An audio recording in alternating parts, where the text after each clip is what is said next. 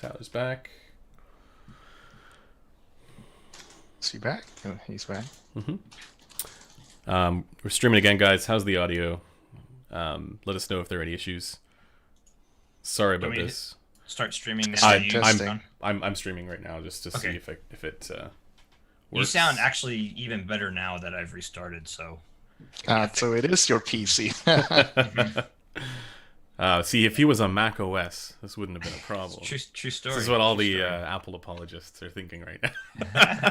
I do have my Mac. I should go get it from downstairs and start. I was actually thinking about doing that, have that as my main streaming thing, as my little Mac. So. All right, everybody's saying it's way better, so yeah. Hopefully this works. Sorry about that, guys. Okay, we're back. We've lost half the viewers, but that's okay. The guys who've stuck around, you guys are the ones we really care about. No, I'm just kidding.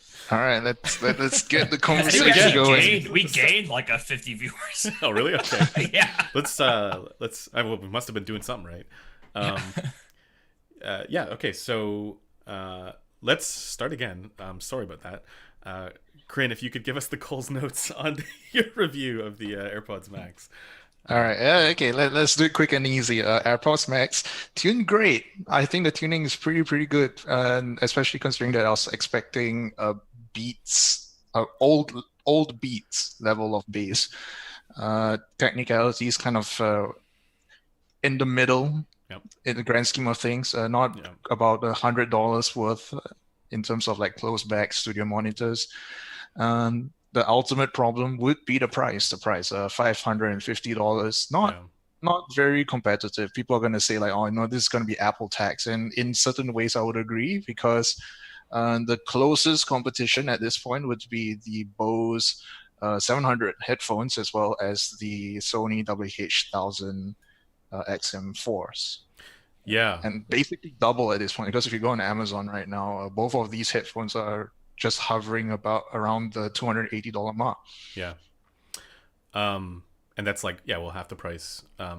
There's a number of other noise canceling headphones that are like also fairly high end, if I remember correctly. Android actually showed me his measurement of the B&O H95, I think it is, or I think it looks pretty Harman.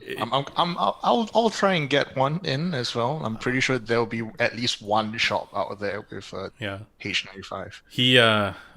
He wasn't a big fan of it.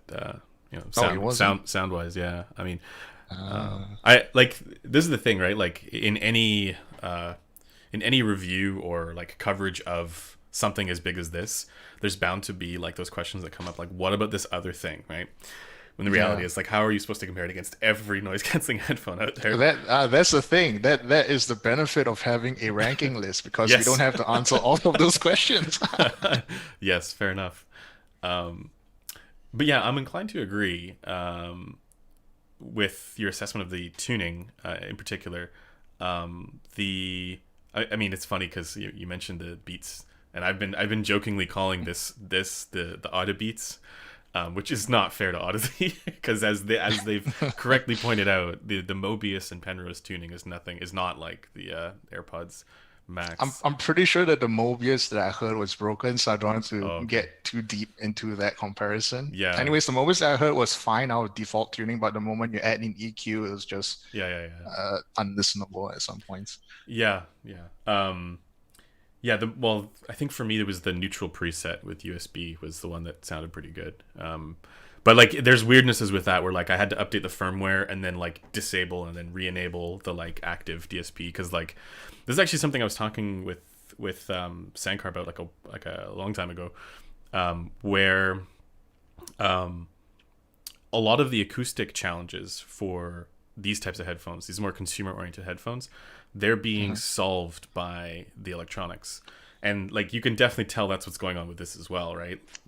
I have always been a vocal proponent for DSP. Yeah. Like I truly believe that DSP is the future, regardless of how the old guard, as I like to nicely put it, feel about this whole topic.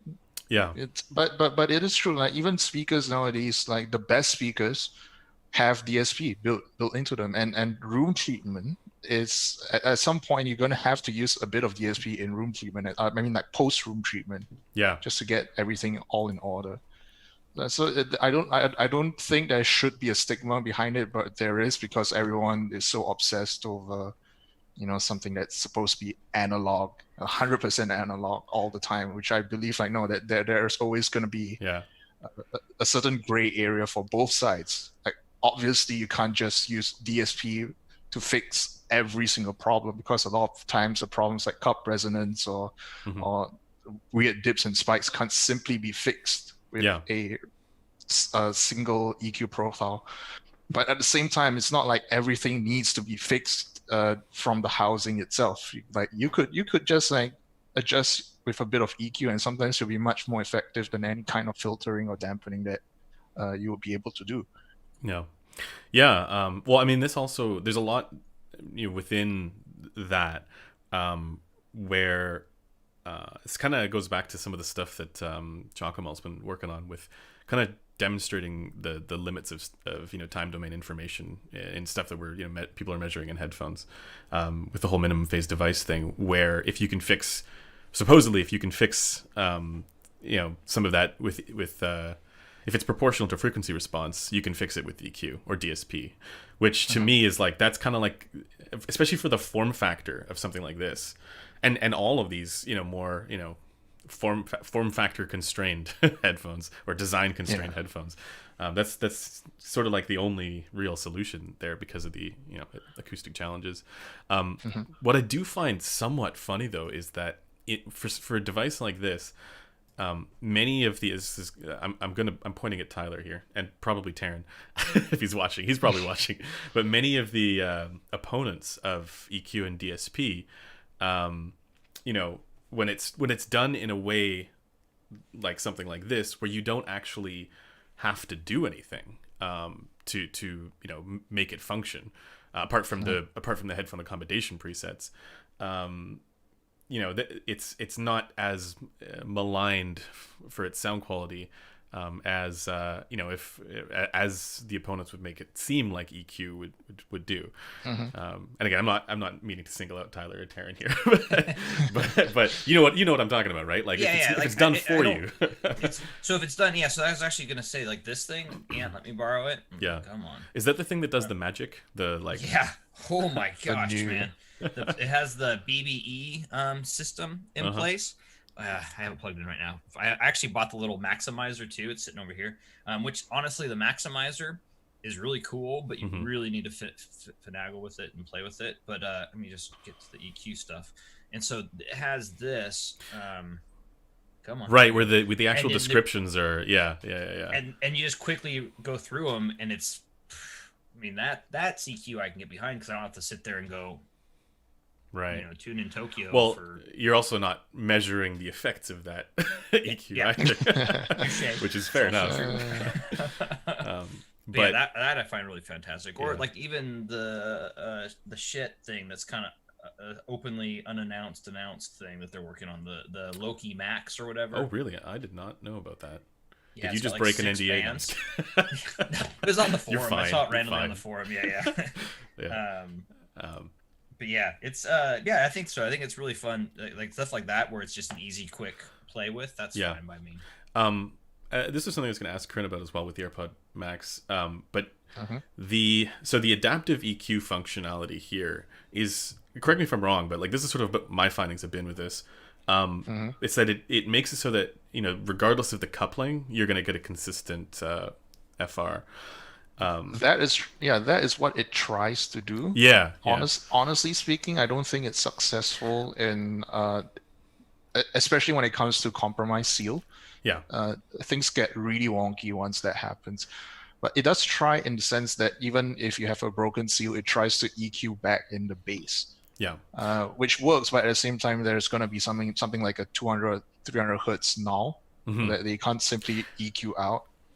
This is what I found with that initial measurement that I did, which I took it down because people were taking that out of context and saying, here's how it measures. But the reality was, it was not with like the stronger seal. Like, it needed to have more clamp pressure, like the kind that you would put on your test fixture there. which is of course the benefit of the test fixture, and I need to definitely get one because it ensures that kind of consistency. But I've been playing, and it's headphones like this, and I'm finding with these other, because I'm measuring a whole bunch of other noise canceling headphones as well right now, and I'm finding it's the same. There's a similar challenge for any additional kind of features where it has some sort of sensing quality or active DSP going on in it. It becomes a real challenge to measure that on these rigs, in part because of clamp and coupling consistency. I think the problems are more towards, like, let's say if you're using something like a flat plate, where there's no simulated body part going on, especially for something that's as reliant on the structure of the pinner as the AirPods Max. So something that has the actual artificial pinner going on, like in our rigs, I don't think it's going to be that inaccurate, because that is exactly what how it was designed for. Like even back at Apple HQ, they do R&D on a Roland Care 5128. Granted, it is very different from what we are actually using, but at the same time, like we can talk till the cows come home when it comes to the 5128. But at the end of the day, my point is they have their own test fixture that emulates the artificial pinner. We have test fixtures that also emulate test pinner. So there's not a lot of difference in how we measure versus what they measure, other than the fact that they use an arguably more advanced system and we use something that is 10 still to 10K. still very advanced. I'll say this: it's still very advanced. It's just that it's the same deal in the measurements world as it is with the headphones world, and that a lot of people believe that more expensive equals more better. And so I would argue against that, but that's a completely separate topic. Probably a different day. But I am inclined to agree with you on the life left in the 711 standard. Definitely. And actually it's funny because Sean Olive and I were on that subject on Twitter recently as well, because it's as you've pointed out in past conversations that it's difficult to get a read of those 5128, the measurements on 5128 because it's not the normal reference point for stuff like we have. It's too different. It's too different, and it's fine. So I wanted to go back to the AirPods Max tuning, because in my opinion, this tuning, the Audibeats tuning, is in some ways I think essential for this kind of device. I'll obviously go more into that in the review, but the short of it is I don't think that the technical performance is good enough to where a more, let's say, linear response would have actually sounded all that good. It would have sounded good in the sense that there'd be more clarity there because it have actual ear gain going on. By the way, if you guys are wondering why Tyler's on his phone, he's not bored or distracted. He might be, but he's engaging with the chat and not clicky clacking on the keyboard. This type of tuning, especially for the bass. Oh yeah, see, there you go. He's especially for the bass, I think was kind of a requirement to make it fit not just the audience but also the rest of the device.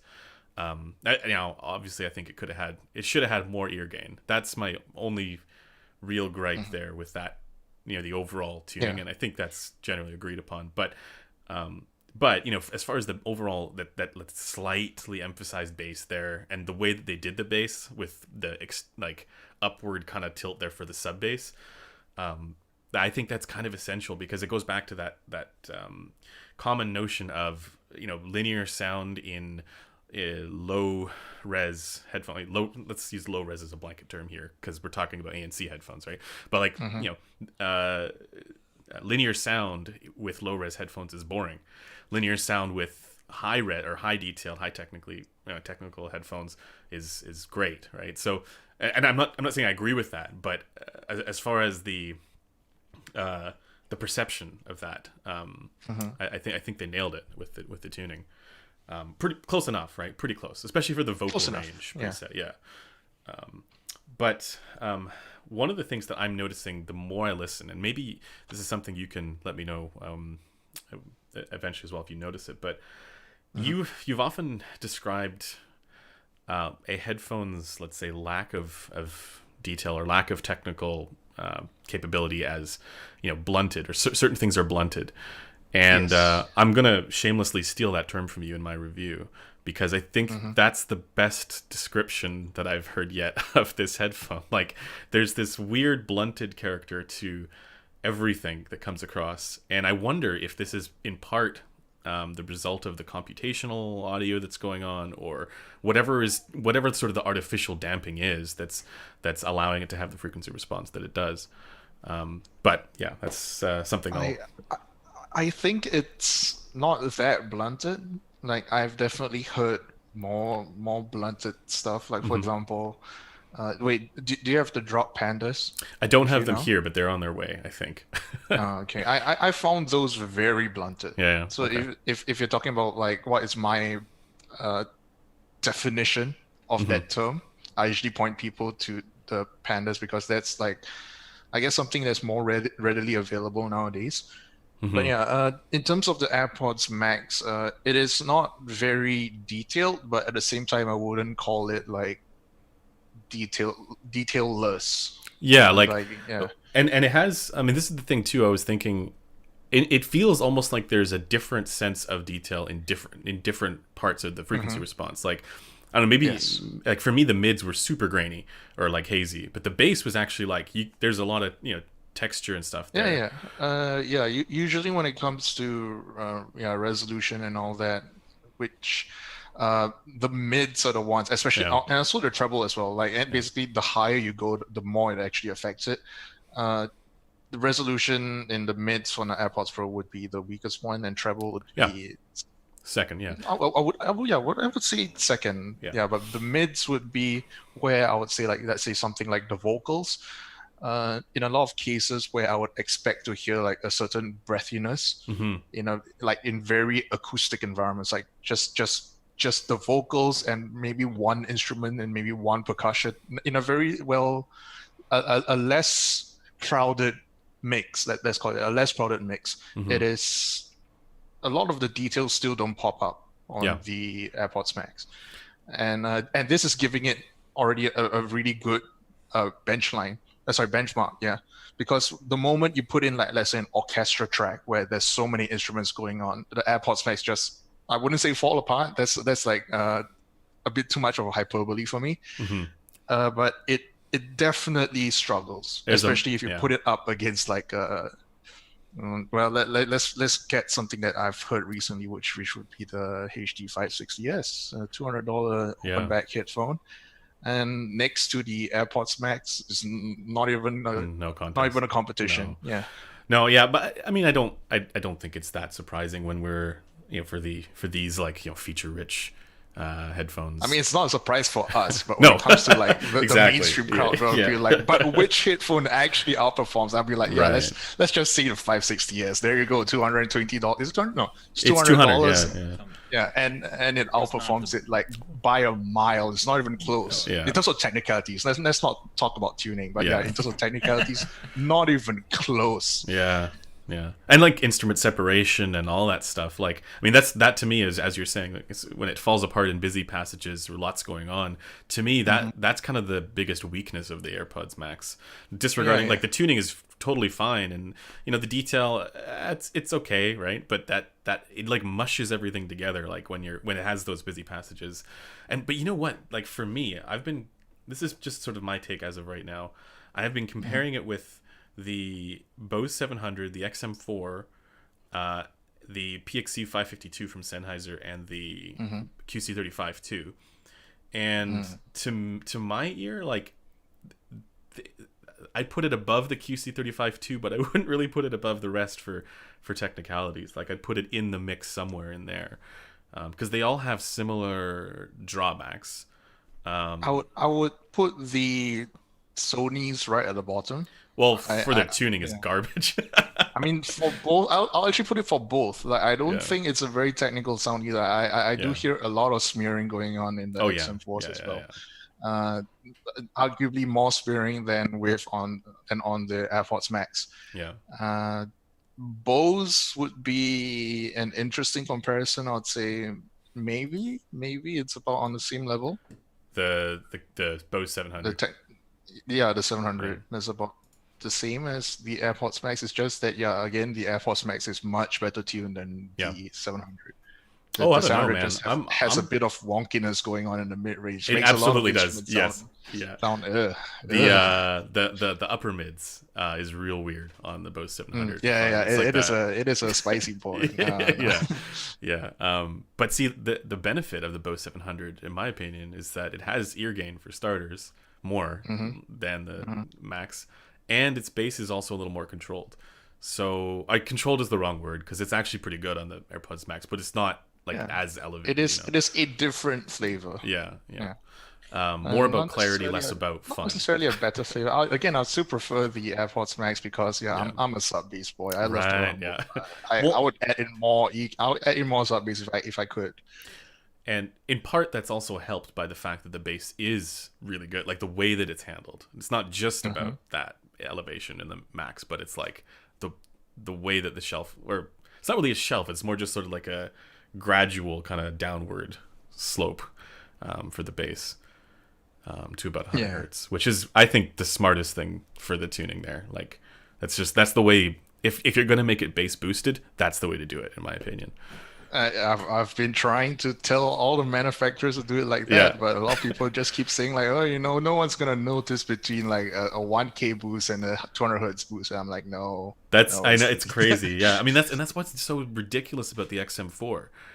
Like, and not XM4s have like a 500 hertz bass shelf, and and at that point for a headphone, it's already way too much. On an IEM, I would forgive it a little more, but on a headphone, no way. Well, and like that's the thing, even with, because with the XM4, you can use the EQ preset with the app, which again is the barrier that you were talking about earlier, and it's even more of a barrier because you got to go to the custom preset and then mess with like 4 different filters. It's great that it retains the profile on all devices, which apparently the AirPods Max doesn't do.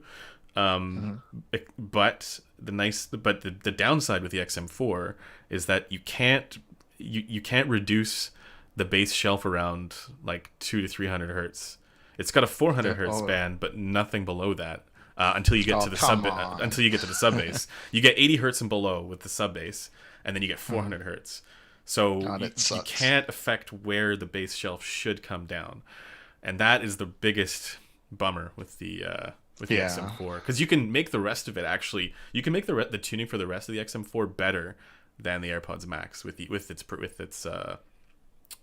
EQ custom setting there, but you can't fix the bass shelf entirely on it. So, but I think, as you're saying, like if sound quality is your priority, these are not, like, none of these are really going to be the thing. So some people are saying like, if it's better than if I thought that it was better than the 700 as well as the XM4s, then why do you think that these two are worth the price, but then the AirPods Max is not worth the price? And I was saying like, no, I think all of them are not worth the price. Yeah. I was actually thinking about this too, because we'll get into like some of the perception of this, but as far as like the use case is concerned, like I keep thinking to myself that's a little bit confused as well, because for all the people who obviously all the Apple people are going to be buying this anyways, the people who are really into Apple, right? But there's a few things that kind of make it not as useful in my mind. Like, I'm thinking of if I were to recommend it to somebody who is within the Apple ecosystem. The first is that it's not really that comfortable. And I'm thinking, like, if you're on long plane rides, that I don't know if I'd be able to handle that for that long. I do have an anecdote for that. I actually took like a 1 hour bus ride with and just wearing the AirPods Max, and by the end of it, I was just done. I never wanted to use the AirPods Max again, because the first problem is it's heavy. It's like 380 wireless grams. Noise canceling headphone. But even then, no, it's like heavy in general. Like it does have a lot of it just affects me. It's not insignificant, I notice it, and I'm pretty sure most Yeah. people will notice the weight as well. And the clamp. The other and the clamp as well. And the other thing is the headband, the mesh headband, Mhm. is not very grippy. Mm-hmm. It slides Yeah. like along my head, and it's even worse because it's so heavy. So every time you move your head, there's momentum, and that just makes the whole like lack of friction against your headband even worse. So throughout the whole bus ride, I was just like, it's almost like a subtle trying to control I had to readjust the headphones constantly because the tiniest movement along my neck would cause everything to break seal. Yeah. Like at home, I was fine, but because outside you are looking everywhere, you turn your neck and everything. With the AirPods Max, I found myself adjusting a lot more than I would at say a QC35, a 700, the XM4, or even Sennheiser Momentum True Wireless. Sure, yeah. Well, I mean, at least it's got adaptive EQ, so that when you're adjusting it, you get the same FR. The EQ helps with the sound, but not the ANC, because the ANC Right. actually starts to shit itself the moment it breaks seal. Yeah, yeah. Well, and Yeah. I noticed that as well. So that's going to be the other thing I was going to say is like the thing that doesn't quite make sense for me is that the ANC seems inconsistent. Like not like in this environment I'm in right now, it's perfect. But Yes, when I go like outside, walk around, and I change the environment, it's almost like there's like a catch up. I don't know how else to describe it. It's like it catches up to that other environment. Mm-hmm. I don't know if there's something that might be improved with like firmware or something. But my problem with it is not necessarily if a catch up issue, or should I say a delay change, Mm-hmm. like a delay thing. It's more of the fact that let's say you have loud noises that are going on in your environment, loud and inconsistent noises. Mm-hmm. The ANC just like starts to fritz itself out the moment these noises come about, and it's something that I would expect for $100 ANC, but it's $500, and at this point I can't forgive it. Yeah. It's in a bus ride where you have like random bumps and nicks and clicks and every other noise out there, it gets particularly bad. Yeah. And at that point, at the end of the bus ride, I was just thinking to myself, never again, and I just went back to using IEMs. Yeah. Well, so to me, that's the other thing. Is like if you are in those situations, as long as there's no low frequency, what is it, like the airplane hum that is like really intrusive. Like I don't know why I wouldn't use IEMs over. I don't know why I would use this over IEMs, right? Yeah. Tyler just showed the AirPods They're the most Pro. uncomfortable things I've put in my ears. Yeah.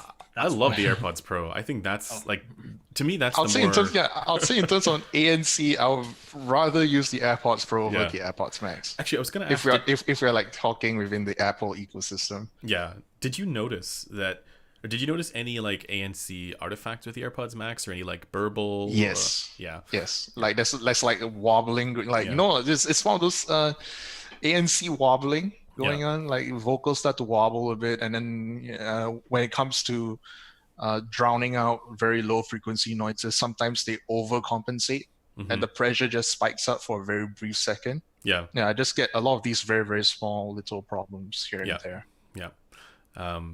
It's I mean, this is the thing, like I think for the amount of stuff that it attenuates in the right conditions, it's competitive with the best ANCs out there. But overall, I would actually rate the ANC behind the Bose 700. I would as well.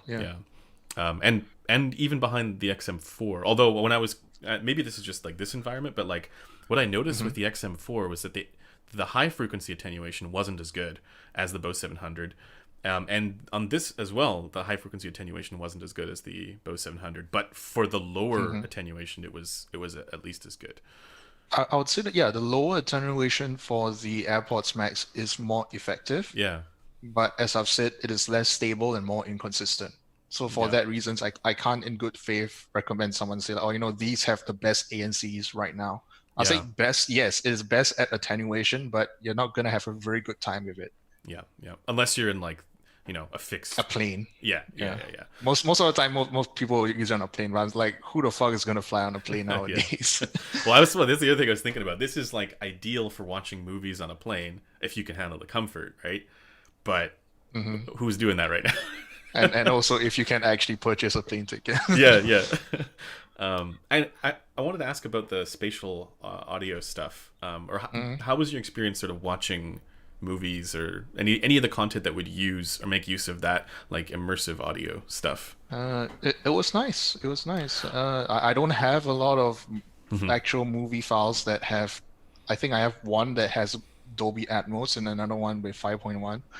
All of them sounded great in the sense that, you know, finally I hear soundstage that is beyond like an actual headphone, as opposed to like, because people keep telling me like, you know, with this adaptive EQ, you're gonna hear soundstage better than any other close back, and at this point I'm like, no, it sounds like a close back. Yeah, like there's nothing special about it. But with spatial audio, there is definitely a difference. You definitely, I do hear the whole you know, like, oh, you know, sounds are coming from the backs and in the front, and when you move your head, you know, he has that Odyssey Mobius hip tracking going on.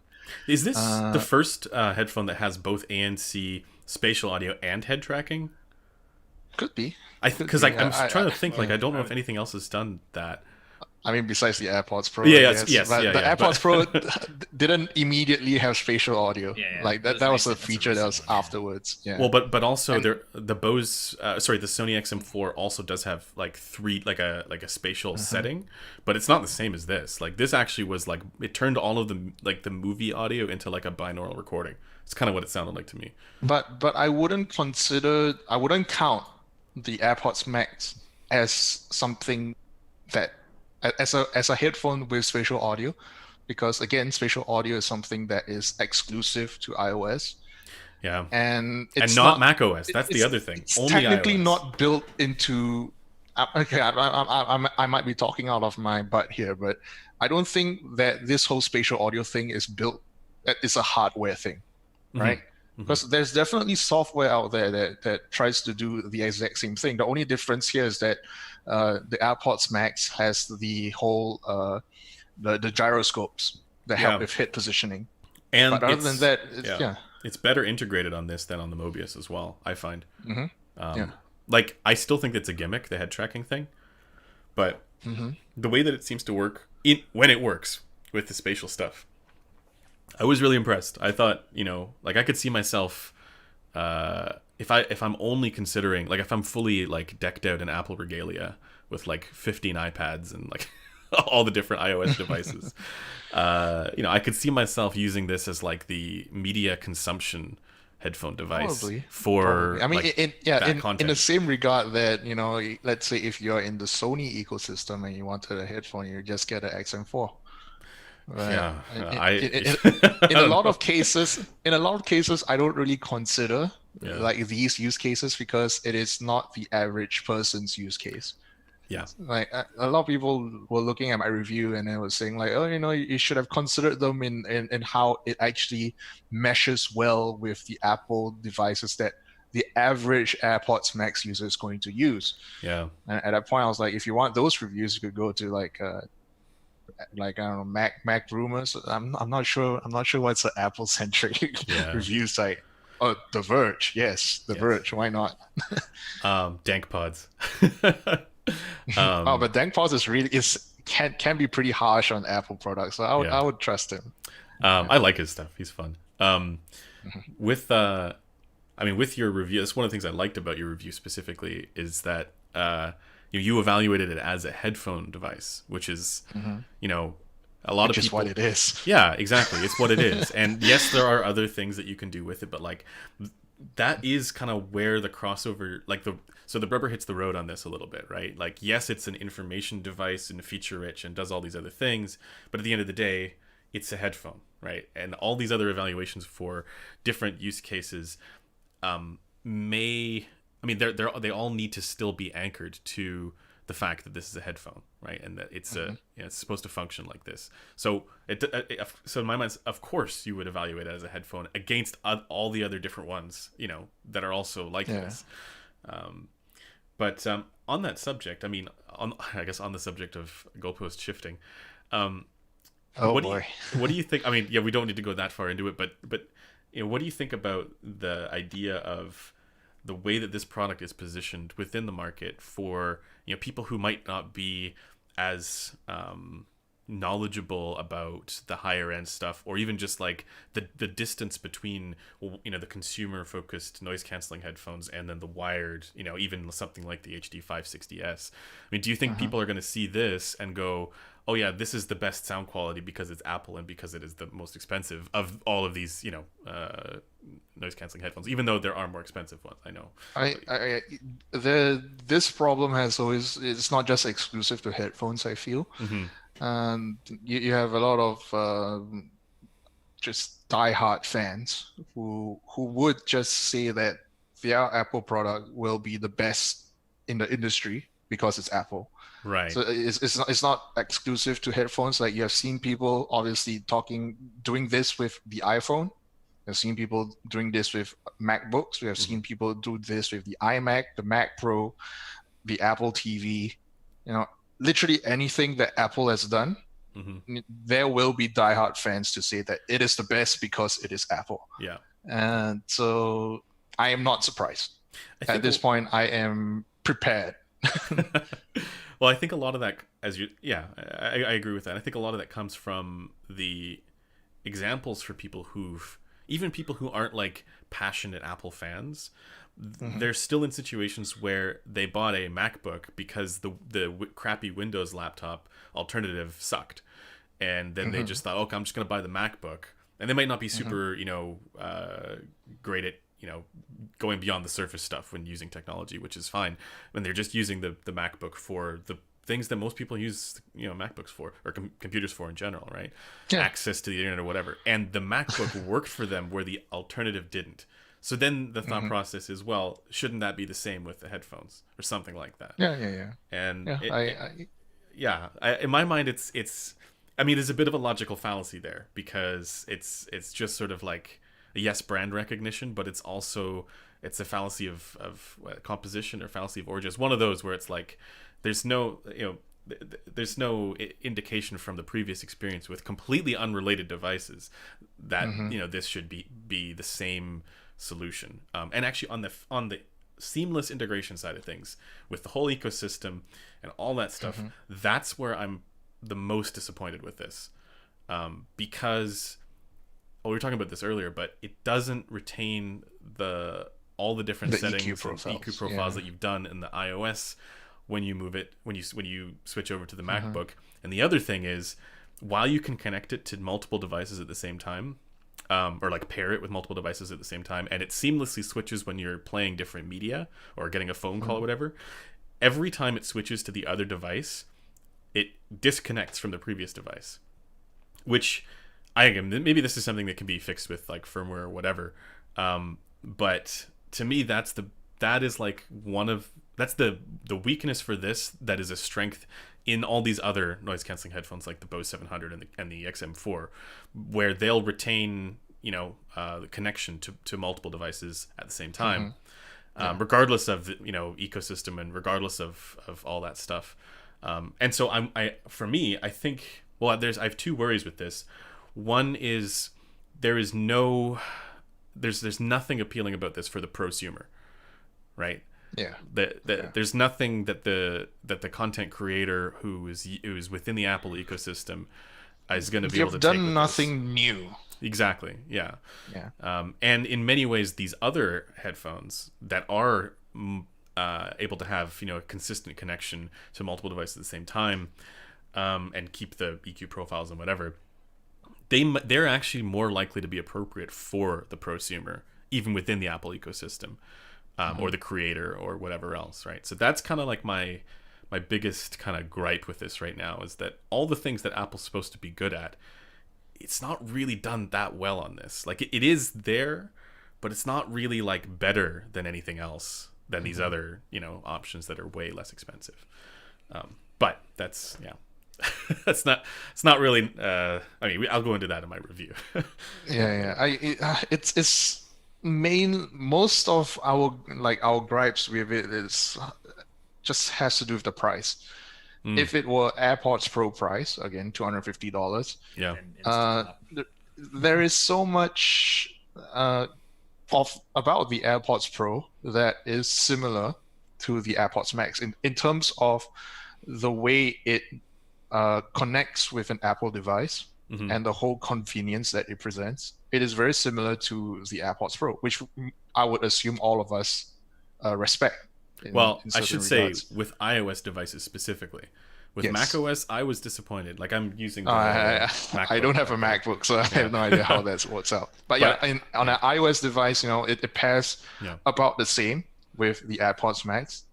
They both have ANC, and I think that's about it. They both connect to iOS and they have ANC. That's kind of the similarities, and that's where they end. But because it is $550, which should I remind everyone again, $300 more, at that point you cannot justify the price increase. It is not better sounding. In fact, I'll arguably say that the AirPods Pro is better sounding in more regards. Yep. And it doesn't present anything that is different to justify the price increase. Yeah. Like there's nothing about it. Like if there was spatial audio directly built in and used for regular music listening, like for whatever reason they could somehow turn a stereo music file into something that has the surround sound effect, I would pay for that. I would definitely pay for that. But they don't. The spatial audio is limited to things that already have like the 5.1, 7.1 Dolby Atmos format. And at that point, it's the music, the file itself has already done most of the legwork. You don't need that much processing power to turn it back into like a spatial audio-ish kind of thing. So the way that I see it is like, the AirPods Max, it's too expensive and doesn't do anything a lot more than what the AirPods Pro already presents. Yeah. That's the biggest problem with it that I have with it right now. I think one of the disappointments, in a way, I mean, disappointment is a rough word, but I am disappointed, is that this price tag and like the fact that it's an Apple device, there was a hope from me, and I think from a lot of people, that this would take steps towards the technical performance of a wired close back, even something as inexpensive as I hope as well. Yeah, and like we were all, but like I was thinking, okay, Apple knocked it out of the park with the AirPods Pro, right?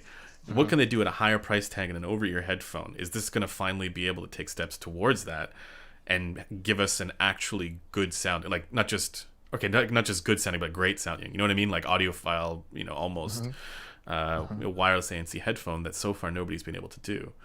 And I think it's disappointing because the answer to that is no. The second thing is that the goalpost shifting that I think you've seen, I don't think is from the people who necessarily have the frame of reference that you do, but I've seen it as well. It's always Apple fans. Yeah, and so that's also a little bit disappointing that when evaluating something like this for its merits and trying to be as like unbiased and hedge against preferences and use case and whatever else, you're bound to still have the staunch defenders of something, even if you, because you actually said it was pretty good, right? Like you gave it, I think, a B minus overall. B-, yeah, that's not bad. That's not terrible, right? But because it's not you didn't say it's the greatest thing ever, like all the tech tubers did, right? That puts you under fire. I think the main one that people have been busting my balls over the most would be the fact that I dissed the AirPods Max's imaging performance. Oh yeah. Because everyone was looking at the marketing materials, like there's auto EQ going on, there's DSP going on. Therefore, the soundstage and the instrumental positioning is going to be amazing. Yeah. And the defense that they have for that would be because Apple said so. And at that point, I don't have anything to say because no one should take marketing material at face value. Yeah, I say it too straight. Like, it sounds like a closed back headphone. Whether or not that is underselling it is, or should I say, being overly optimistic? Because I'm pretty sure DMS also said that the soundstation imaging is actually pretty bad.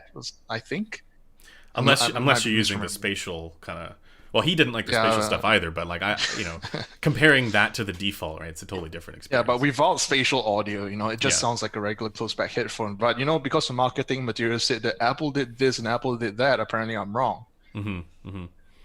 Yeah, I mean, I'm not bothered by the soundstage. It's a close back. I'm not. Yeah, I'm not. But it's not the greatest thing ever, right? It's not like yeah. But I mean, we see this all the time. Right? I would chill the in terms of close back imaging kings. Yeah, sure. The Verity closed. That's the benchmark.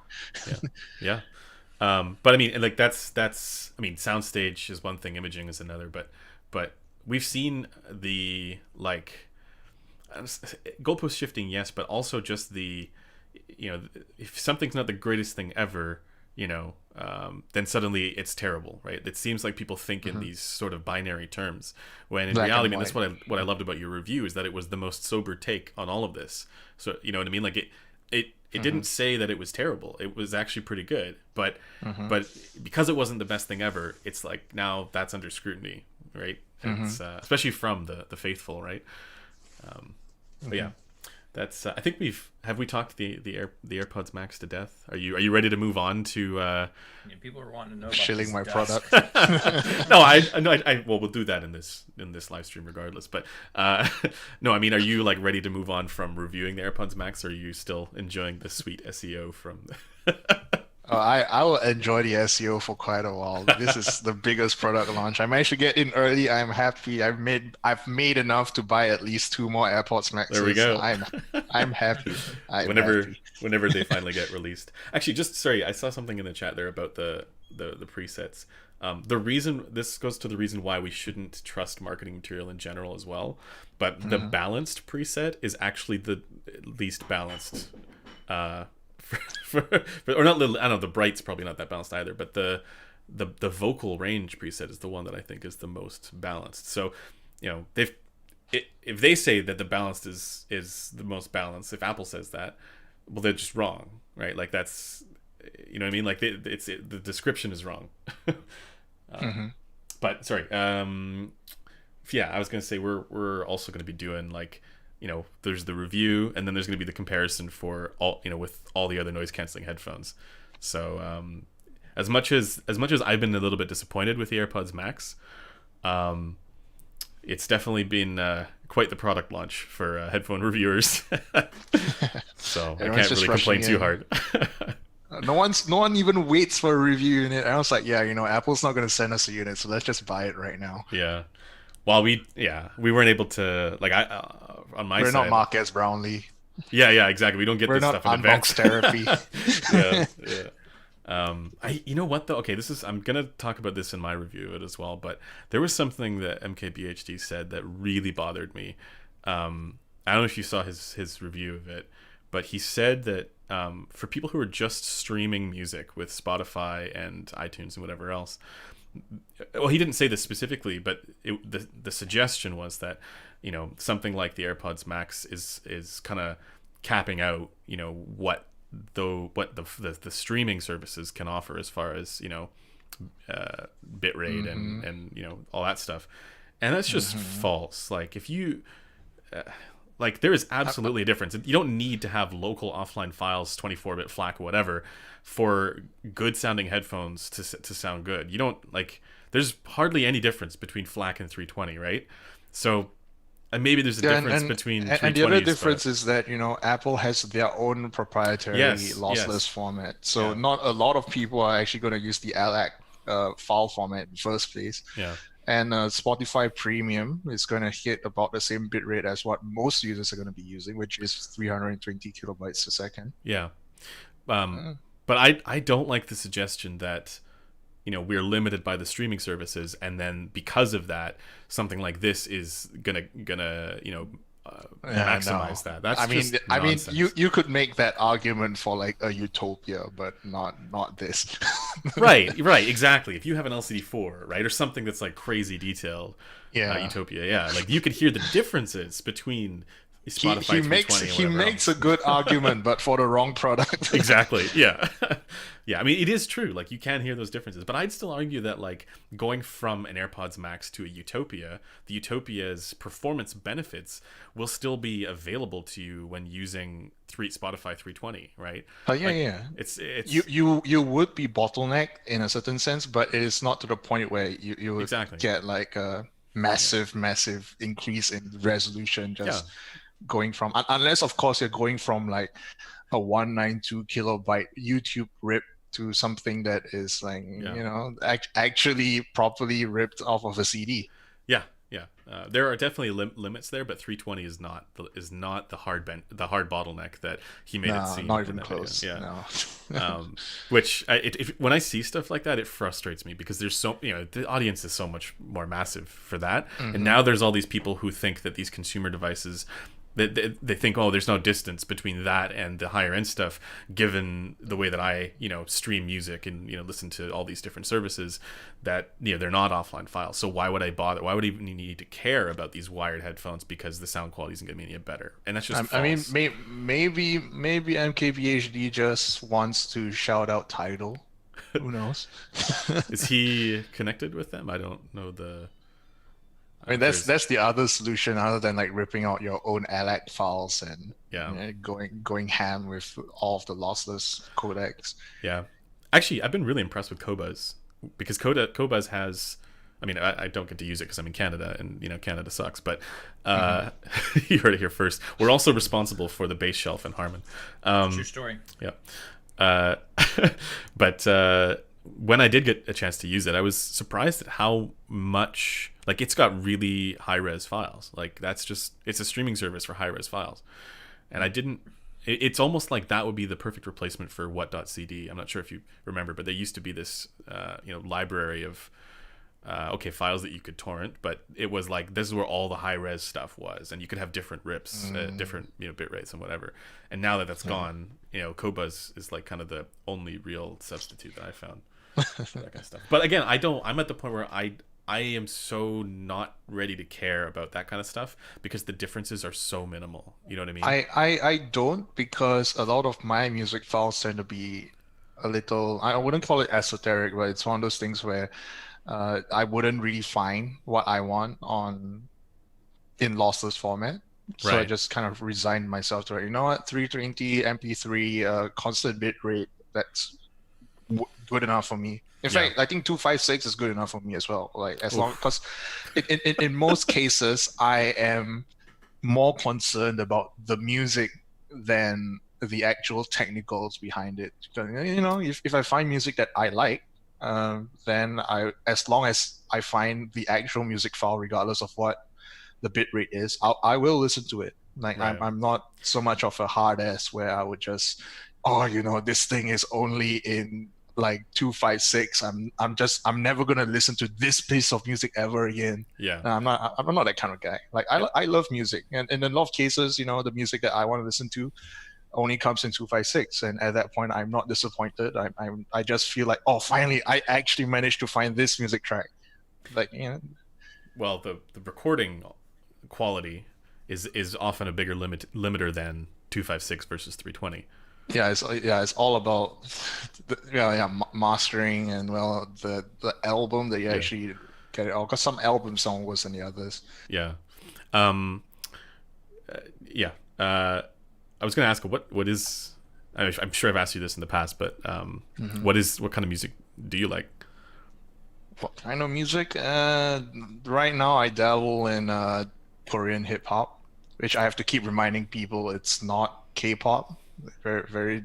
I mean, there is an overlap in the same way that hip hop also overlaps with Western pop. For example, you have Eminem that also makes top 40, but just because you are a hip hop lover doesn't mean that you have to like Eminem, or vice versa. So Korean hip hop. Recently, let me just look at my current artists. I like. Where is it? Wonjang, Geiko. Hyun, I'm just listing off of like random names to you guys, but I'm sure someone out there would be like, yeah, he listens to that guy. Made somebody happy. Crush, Yura, Lamsey. What else? Wee. But when a you're lot, a lot of Korean hip hop, a bit underground, but at the same time, popular enough for them to be on Spotify. someone asks, do you know Pengsu? Pengsu. Not familiar with that Okay. guy. But okay, the popular one that I know of would be like Mamamoo. Okay. It's a girl group, but their style is a lot more hip hop than the rest of the K-pop groups. Yeah, but when you're testing and you're evaluating, you use a lot of like orchestral music and all kinds of different stuff. Yeah, I listen to everything, but yeah, during my downtime, I listen to mostly things that fall under blues umbrella, which includes hip hop, jazz, groove, soul. I'm very into like 70s disco in recent times as well. Like ABBA, or is that 70s? No, not that disco. Like what's Boney M. Who is the yes Boney M? Yes. Okay. Oh, I love Sunny. I've been it was Sunny was the most played song in 2020 for me. Oh, I just love that song. That's great. It's one of my girlfriend's favorite songs as well. Yeah, I love it. I mean, yeah, of course, Earth, Wind, and Fire. Yeah, that's always a classic, mainstream at this point. But Toxic by Britney Spears. I mean, it hits. It's a hype song. There's a wonderful jazz version of that song done by Anna Moon, and it's just fantastic. Of course, I have to recommend a jazz version, but I mean, and like as much as the recording quality is bad, Postmodern Jukebox is a lot of fun. It's the best way for me to like discover, those. I liked it. I liked Postmodern Jukebox for a while, but after a while, it feels like their style got very samey, very stagnant. It's so stagnant. And then at some point, I just like, you know what, I'm not gonna do it anymore. But I did like some of their hits. Yeah. And then I think in recent times, let me just the Nine Inch Nails one was hilarious. That was really funny. Let me see if I can find one that I got into. Oh no, I can't. Oh, Flash Mob Jazz.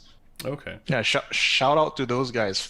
Flash Mob Jazz. They are basically a jazz quartet, I believe, that kind of remixes songs to their own style. I'll have to check that out. They're great. Yeah. I love that kind of stuff. Here I was sort of I think everybody was expecting you to say that you only listen to Dave Brubeck Take 5 or Jazz at the Pawn Shop, which is also like, I don't know, that's like on every audiophile list of like good recordings, but I don't think it's very good for headphones. Like the drum is all on one side. If you're talking about like imaging performance on headphones, you cannot go wrong with our national anthem, which is the Hell Freezes Over version of Hotel California. Wait, what? Oh, just in general. Hotel California. In general, the Hotel California would be I would say the best imaging test for anything, because it hits everything. Like, first of all, the instrumental positions as well as the audience. Mm-hmm. And then different instruments have very well defined positions. For example, the drums are in very specifically in the background of the mix. Mm-hmm. The guitars are very much in the front, and then the vocals are also right in the front as well. But at the same time, you know where each instrument is the moment you listen to them on a good headphone. And then a bad headphone would still actually manage to separate the instruments, because it's just such a well-mastered track. But at the same time, you can hear the difference. You can hear the difference between like a headphone that does imaging badly versus one that does it extremely well. Right. I was going to go with Yoshi Horikawa for the imaging stuff, but I mean, as far as a normal recording would go, right? Because that's not normal, the Yoshi Horikawa stuff, right? There's my other answer was going to be Rage Against the Machine. But it's more just for the clout that album has, right? The original. Great workout album. Oh yeah. I mean, that's also kind of like, I grew up with that stuff. Like, okay, maybe not. I'm not that old, but like, you know what I mean? Like, and BMXing. And it's perfect for that. But yeah, there's a reason why Hotel California is on everybody's list. Okay, we've definitely talked the Apple AirPods Max to death, but we will go into the chat later on, and you guys can ask questions about it There- of both of us or Tyler as well. Mm. Go ahead, Tyler. Yeah. There's one question that was asked a little bit ago that I wanted Sure. to touch on for both of you guys, because it seemed, I remember you were talking about it, Resolve, so it'd be interesting. And I think you might have mentioned it earlier, but someone was asking about measuring the treble with the AirPod Max. Measuring the treble. Yeah, specifically was one of the things that someone asked. And I remember, I think you were saying in the chat, I think if you go to the forum, there's a whole, Oh man. just read through that, and there's tons of data there. Yeah. But yeah, like I think like you're saying, like I think it was more along the lines of like how difficult these things were to measure. Oh, yeah. Across the board. So Yeah, I mean, I don't know if Crin found it this way because he's probably using. Well, we were talking about this earlier, but he used the pink noise technique on the iPhone. Is that correct? Mm-hmm. So what I found is that you can measure it on the rig. You have when you measure it on the rig, the clamp force dictate. We were talking about this earlier, but the clamp force kind of dictates the way that the adaptive EQ behaves, which is the way that it would normally on your head as well, right? So it tries to compensate for breaking the seal and that kind of stuff. And that means that like unless you have the right kind of clamp force, you're not going to get the most representative result. And then also it means that you're going to consistently get results that are not representative if you have the same clamp force that's not optimal. So again, because of that compensation. So I found it was very difficult to measure for that reason. But then also I found it nearly impossible to measure the presets, because the presets again, they don't stick when you're running it off of a Mac OS, right? They're done in iOS and they don't carry over. So when you're running it off of Mac OS with Room Equalization Wizard, the tool that we use to measure stuff, it doesn't retain that preset. I was able to measure the presets, but I had to. The methodology is a bit dodgy on this, because what I ended up having to do was load the test tones onto, or the sweep. I had to generate that manually, load it onto the iPhone, and then record that. So put it on the rig, record that through software externally, then take that file and import it into Roo, and then compensate that with the original generated sine sweep. Now I think Crin's method for doing it is probably a lot more simple and easy, and I probably should have done that with the pink noise. But what I found was that when you do that with the vocal preset, it doesn't change. So it's not about, there's two potential reasons for this. The first is that it's not clear what the preset applies to as far as the AirPods Max output stack is concerned. It seems like it works for all the played media. Like if you're just streaming something, it'll work for that. But I'm not sure if it works for, say you are accessing a file in Google Drive, for example, and it's an audio file. It's not clear to me that it applies for that. I haven't tested this extensively, but so it just seems like it's a bit of a crapshoot there, a little bit inconsistent. And then the other potential answer to this is that it could be built into that sort of adaptive EQ functionality, such that when you put it on the rig, it doesn't trigger it for whatever reason. So what I had to do is I had to measure it with in-ear mics on my own head, and then I was able to, using the same methodology, I was able to show a difference between the vocal bright and the balance preset. But the problem is that only takes the pinna and concha into consideration, because I'm not able to put a microphone on my eardrum. So I don't get the eardrum reference point with that. I only get pinna and concha effects. And this means that while I'm able to sort of plot the delta there against the original measurement on the test rig and make it look normal, it's approximated at best, and it also because we don't know what additional effects there might be further down the ear canal chain, if that makes sense. So it could be more significant than what it actually shows in that graph that I have of the vocal range preset. It's just that I have no way of actually measuring that part. So hopefully, Crin, I don't know if you find a way to measure the different presets, do let me know, because I'd like to kind of close the book on that a little bit. It's as you've said, my method is a lot easier. I just upload a periodic white noise file into an iPhone, and then just use it as a playback. and then I use some real-time analyzer. Yeah. In my case, I use Arta because Arta's real-time analyzer is a lot better than Ryu, because Ryu is just bad. I don't know why. Notice anything weird with the FFT on Arta? Yes. Like as far as like different places? I know we were comparing 40 hertz, but different places in what regard? Oh, just like unique behavior to this that wouldn't show up. No, not necessarily. Okay. If the differences do manifest themselves, it's more likely due to the fact that I'm using, again, a completely different method as opposed to the Farina sweep method. Yeah. Yeah. So, but yeah, just play back the noise, use a white noise average on the RTA, like on Arta. Yeah. And then because I have a free subscription to Arta and not the actual paid one, I need to use like a plot digitizer just to extract data from there. Yeah. And I just paste it onto Reel because Reel looks nicer and not like it came from the early 2000s. Yeah. This is better than doing the method I did because for my method there's no consistent timing reference. There could potentially be using what Anthony was telling me about, but doing it manually means that like if there's any like inconsistency with the sync, then there's a whole bunch of useless information there that it meant basically I had to chop off everything below 50 hertz because it was just useless below that. But in this case it's actually okay because it doesn't change anything below that anyways. It didn't change anything. It only changed like 2 to 4K or like 1 to 4K basically for that preset specifically. So I figured it doesn't matter. I can just focus on that one part. But again, I don't have the rest of the more significant gain factors were omitted from this because like the ear canal and the drum resonance and all that stuff, that's way more significant than pinna and concha effects, at least for the overall like distance for ear gain. So by all accounts it could have been way more significant than what I was able to find.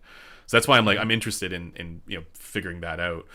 Also in part because of when we were initially posting measurements, we saw Herbert's measurement on the B&K 4. What is it? What is it? 4128. 4128. Yeah. And his looked like it had ear gain, and I thought that's got to be the vocal preset or something. There's got to be something that actually is different about that. Nah, I doubt it. I heavily doubt it. Yeah. Well, yeah. What you're saying makes a lot of sense. It's a different rig, and yeah. It's a different rig. Yeah. But okay, so why don't we do this? Let's talk about the Dusk, and then after that, let's dive into the chat, and we'll get some questions on both the Dusk and the Airpods Max, and you guys can ask Crin, about his wonderfully tuned Blessing 2. Dusk. Actually, I have one question before you guys dive. Sure, go ahead. It's about the Dusk. Crin, it's for Crin. The image on the box, the front image. Oh boy, I have it here. Tell me. Is this, is this you as a female? As a waifu? I will leave it up to interpretation. I'll let the fanfics run free. You want to think of it as a girl? You want to think of it as me as a girl? You want to think of it as a transvestite? Whatever you want to think about it. It's no canon. Judge. Whatever. No judge. I don't really care. This is no judge. This is no Crin. Judge. You can tell this sort of more background image is definitely Crin. If this isn't, then this is. I will confirm nor deny anything. Whatever you want to think about it, it's let it be canon. She she will be both a girl and a dude at the same time. Who knows? I don't know. That's no judge. Yeah, that's the way things are. That's great. Okay, so the Dusk. For anybody who's unaware, so the Blessing 2, Moondrop Blessing 2 has been one of the best price to performance IEMs out there. Excellent tuning, good layering, good depth, all that kind of stuff. Nice, punchy dynamic driver in the bass. But and I gave it a good review. I thought it was fantastic. I think Crin, you reviewed it.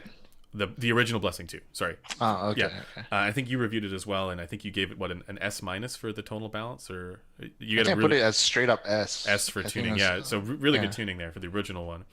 And then Crin has partnered up with or collaborated with Moondrop to retune it or provide an alternative tuning for the Blessing 2. Is it similar to what you did with the Dawn as far as the collaboration is concerned? A lot different, actually. I was Okay, going to say interesting. slightly, but then I was thinking like, no, it's actually pretty different. So for the Dawn, it was different because Fearless was the one who gave me, or I assume loaned it to me because it's a really expensive box, the tuning box. Yeah. And then what happened was, right, I yeah. gave them the tuning settings, and then they built the IEM just like that.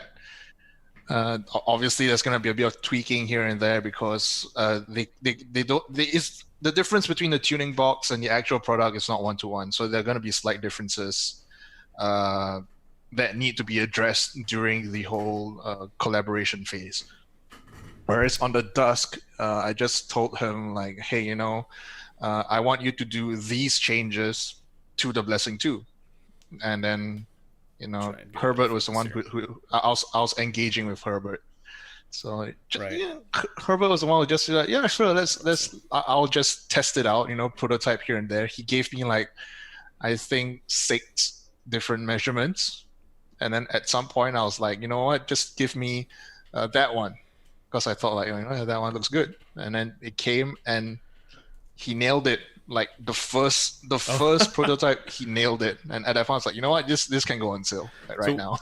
Was this tuning change then like? So he gave you like 6 options, but those were. But I gave him like a rough guideline, like drop the upper mid range, shift the peaks, change the crossover values from here and everything. Yeah. Did you have any input on like he's obviously he's constrained, or I guess Moondrop would be constrained by your driver implementation and all the rest of this, so they're probably saying like here's what we can do with these options, and one of them just nailed it. Is that I mean, he didn't explicitly say like what he can do, because at this point, like both of us are knowledgeable enough to know what can and cannot be done. Right. Like one of them, of course, would be the treble extension. Yeah. Like I know at that point, like you like with that kind of driver configuration, you probably would be really hard to get extra extension out of that. And the thing, and what I asked for, which was dampening the upper mid range. Once you do that, the treble will be compromised. Right. Like that cannot be fixed. So at that point, we had a mutual understanding. I didn't really need to argue with him on that front because we both knew what was going to happen. Yeah. So I mean, it's funny because like I think for a lot of people who maybe aren't as familiar with that stuff, the thinking is, well, why can't you just tune it to the ideal curve? And in reality, there are so many parameters that that make it a lot more challenging than just saying, here's what I want it to go. So I mean that was one of the things that I was curious about, is like, as far as like the, let's say, acoustic constraints of what's going on there, like you had to kind of work within the parameters of what's possible, and it sounds like that was the upper mid range is one of them.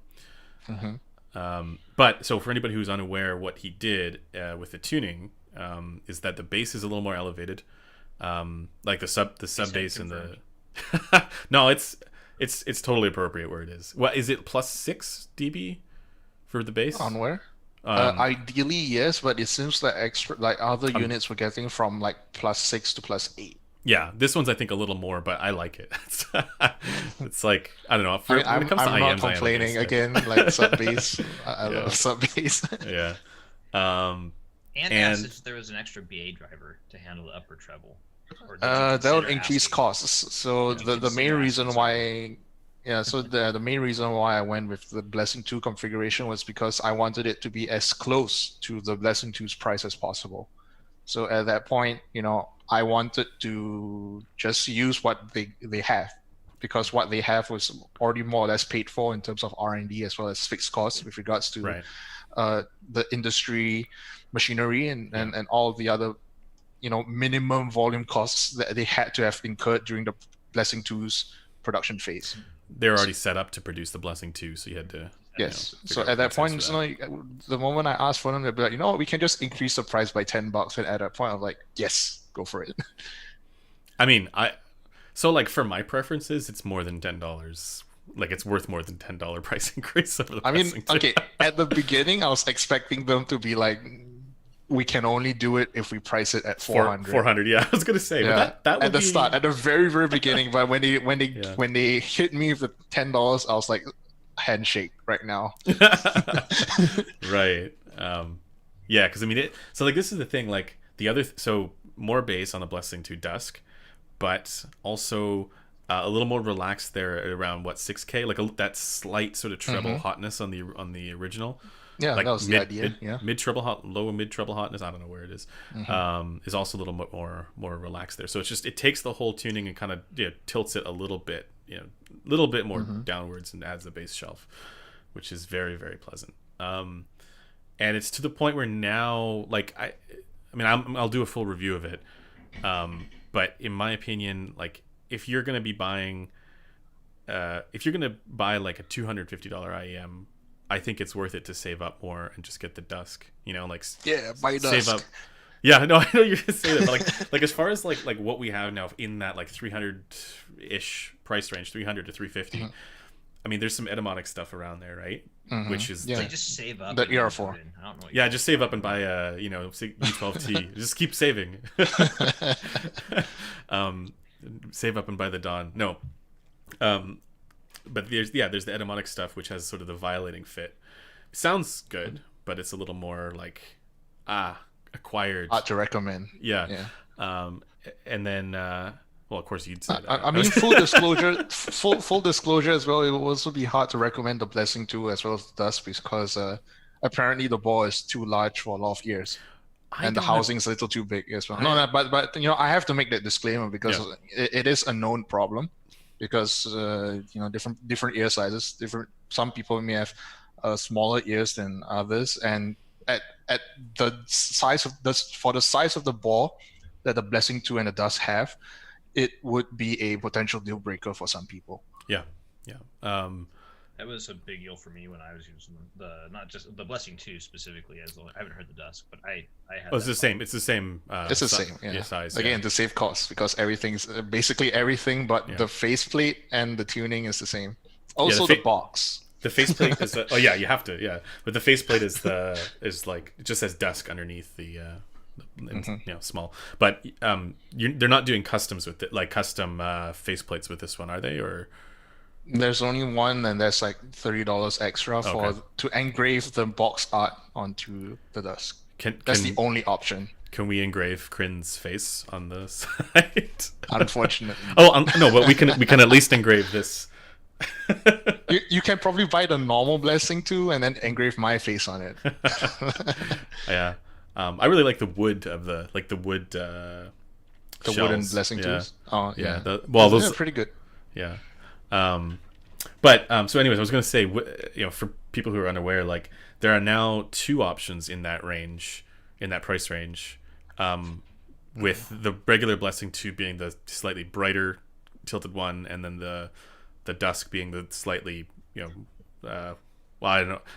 They're just different versions of neutral because we don't know what neutral is. But to my ear, I like the Dusk better. I'll just say that. Bass. Yeah. Well, I don't know. Like for IEMs, I'm more of a bass head. I asked Android this question, but like for IEMs, there's like even in like the Harman research, there's like quite a bit more bass, like plus 6 dB over ears.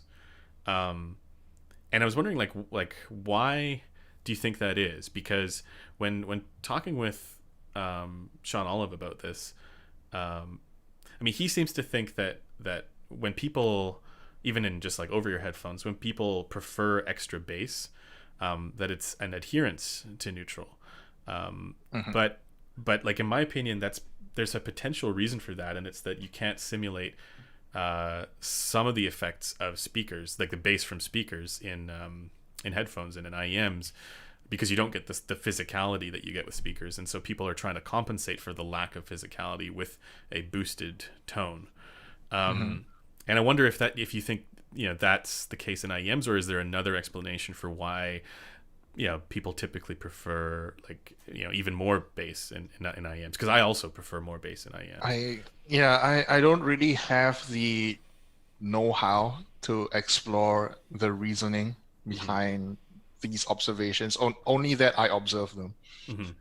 Yeah, so it's like if you want your IEM to sound like it has just as much bass as a headphone, you're gonna need to boost the bass a little bit extra. And same with headphones versus speakers. Like, technically you're gonna look at something like I'm not sure what headphone is tuned exactly to diffuse field, but I'm pretty sure that whatever headphone is tuned to that is like going to sound extremely bright and thin. Yeah. It's going to be it's not going to sound great. Whereas something that is not neutral but is generally regarded as neutral, for example, even something like the HD 600. When the moment you compensate that to diffuse field, it looks extremely bassy, which is wrong. It doesn't sound bassy. That's in accordance to diffuse field, the HD 600 also looks like it lacks upper mids. Again, it's not accurate to what I observed. So at that point, you either drop the upper mids, and of course you boost the bass, and then get something that is Harmon in certain ways. And at that point, people would argue with you whether or not that's neutral or not. I would say that's not neutral. That's like just a pleasant listen, not neutral, just pleasant. It's funny. Like I think these days the only headphones that are actually close to like Hammershow and Mahler diffuse field are Grados. Like there's not. I don't think normal. Not recent Grados. No, but the RS2E or whatever, like the ones that are like super bright. I don't think even like Bayer Dynamics, not like if you look at they have bass extension, like they're like the DT1990 is like, it's got crazy treble peak there, but like that's not diffuse field. I don't like, not traditional diffuse field at least. No. So it's in so many ways it's kind of bizarre to me that there were all these different tests done for target curves that used anechoic chamber and totally reflective rooms and all this stuff before they used an in-room listening idea, like the good speakers in a good room concept. Like I don't know why that wasn't like the initial, like disregarding like what people think is neutral, because I am inclined to agree like the but that's the thing, is that apparently the whole good speakers in a good room test, when they measured it, it's pretty close to diffuse field. The in-room listening target, but didn't it have? Yes. It had less. Wasn't it still a little bit more? After you apply the Harman target to the speakers themselves, then they start to be a lot more conservative. But at that point, the Harman target for speakers is a downslope. So that's what I'm saying. The downslope of the But so like I still think like, because headphone experiences are not, and IEM experiences are not speaker experiences. That's why we have these differences, and that's why it's not a bad thing that there's this extra bass in these cases, because there's something missing there as far as the experience is concerned between headphones and speakers. And I don't know if it's the physicality or actually to do with equal loudness for bass, because that's the other thing, is like perceptually maybe it is equal loudness, which it's an interesting subject that I don't have the answer to. Like I said, I don't have the know-how to explore the reasoning. Only that I observed it. Yeah, exactly. Anyways, okay, so so we've shilled the Dusk. No, everybody go buy the Dusk. It's amazing. Yeah, review over. No, but really, I have to say, for me, it is the benchmark there for good IEMs. Especially for like if you want a little bit more of that satisfying bass there, I would take it over the default Blessing 2. And I'm actually surprised that they went with the original Blessing 2 is great. Like, don't get me wrong, it's fantastic.